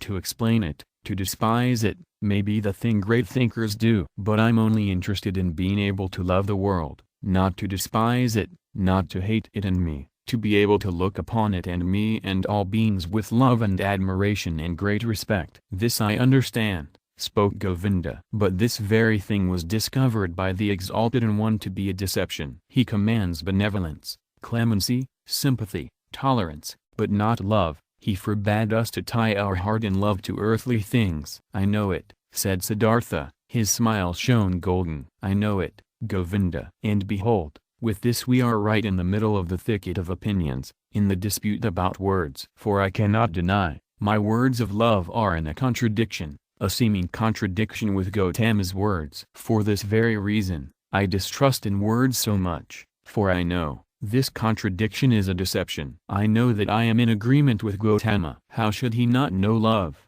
He, who has discovered all elements of human existence in their transitoriness, in their meaninglessness, and yet loved people thus much, to use a long, laborious life only to help them, to teach them. Even with him, even with your great teacher, I prefer the thing over the words, place more importance on his acts and life than on his speeches, more on the gestures of his hand than his opinions. Not in his speech, not in his thoughts, I see his greatness, only in his actions, in his life. For a long time, the two old men said nothing. Then spoke Govinda, while bowing for a farewell, I thank you, Siddhartha, for telling me some of your thoughts. They are partially strange thoughts, not all have been instantly understandable to me. This being as it may, I thank you, and I wish you to have calm days. But secretly he thought to himself, this Siddhartha is a bizarre person, he expresses bizarre thoughts, his teachings sound foolish. So differently sound the Exalted One's pure teachings, clearer,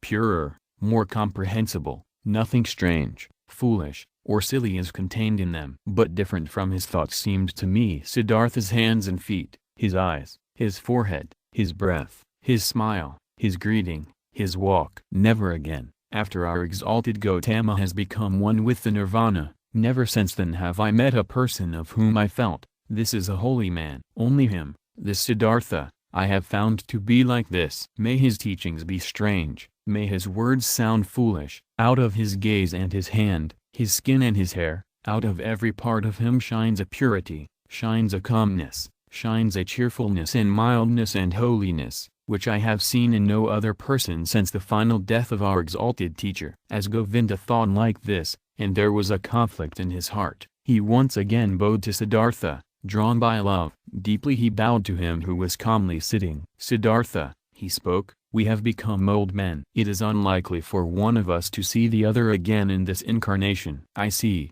beloved, that you have found peace. I confess that I haven't found it. Tell me, O Honorable One, one more word. Give me something on my way which I can grasp, which I can understand. Give me something to be with me on my path. It is often hard, my path, often dark. Siddhartha said nothing and looked at him with the ever unchanged, quiet smile. Govinda stared at his face, with fear, with yearning, suffering, and the eternal search was visible in his look, eternal not finding. Siddhartha saw it and smiled. Bend down to me, he whispered quietly in Govinda's ear. Bend down to me, like this, even closer, very close. Kiss my forehead, Govinda. But while Govinda with astonishment, and yet drawn by great love and expectation, obeyed his words, bent down closely to him and touched his forehead with his lips, something miraculous happened to him. While his thoughts were still dwelling on Siddhartha's wondrous words, while he was still struggling in vain and with reluctance to think away time,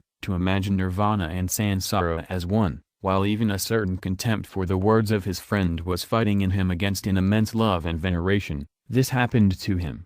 He no longer saw the face of his friend Siddhartha, instead he saw other faces, many, a long sequence, a flowing river of faces, of hundreds, of thousands, which all came and disappeared, and yet all seemed to be there simultaneously, which all constantly changed and renewed themselves, and which were still all Siddhartha. He saw the face of a fish, a carp, with an infinitely painfully open mouth, the face of a dying fish, with fading eyes. He saw the face of a newborn child, red and full of wrinkles, distorted from crying. He saw the face of a murderer. He saw him plunging a knife into the body of another person. He saw, in the same second, this criminal in bondage, kneeling and his head being chopped off by the executioner with one blow of his sword. He saw the bodies of men and women, naked in positions and cramps of frenzied love. He saw corpses stretched out, motionless, cold, void. He saw the heads of animals, of boars, of crocodiles, of elephants, of bulls,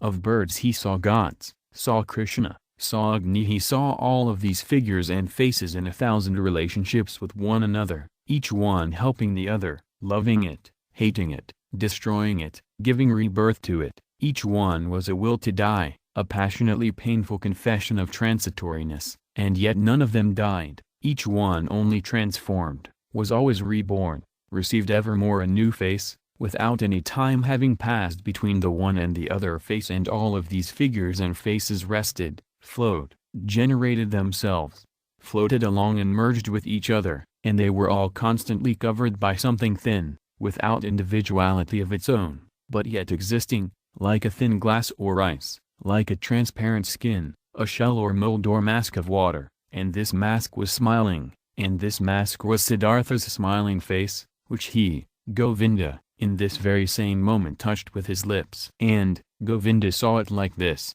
smile of the mask, this smile of oneness above the flowing forms, this smile of simultaneousness above the 1,000 births and deaths. This smile of Siddhartha was precisely the same, was precisely of the same kind as the quiet, delicate, impenetrable, perhaps benevolent, perhaps mocking, wise, thousandfold smile of Gotama, the Buddha, as he had seen it himself with great respect 100 times. Like this, Govinda knew, the perfected ones are smiling, not knowing any more whether time existed, whether the vision had lasted a second or 100 years, not knowing any more whether there existed a Siddhartha, a Gotama, Amy and Au, feeling in his innermost self as if he had been wounded by a divine arrow, the injury of which tasted sweet, being enchanted and dissolved in his innermost self. Govinda still stood for a little while bent over Siddhartha's quiet face, which he had just kissed, which had just been the scene of all manifestations, all transformations, all existence. The face was unchanged. After under its surface the depth of the thousandfoldness had closed up again. He smiled silently, smiled quietly and softly, perhaps very benevolently, perhaps very mockingly, precisely as he used to smile, the exalted one. Deeply, Govinda bowed. Tears he knew nothing of, ran down his old face, like a fire burnt the feeling of the most intimate love, the humblest veneration in his heart. Deeply, he bowed, touching the ground, before him who was sitting motionlessly, whose smile reminded him of everything he had ever loved in his life, what had ever been valuable and holy to him in his life.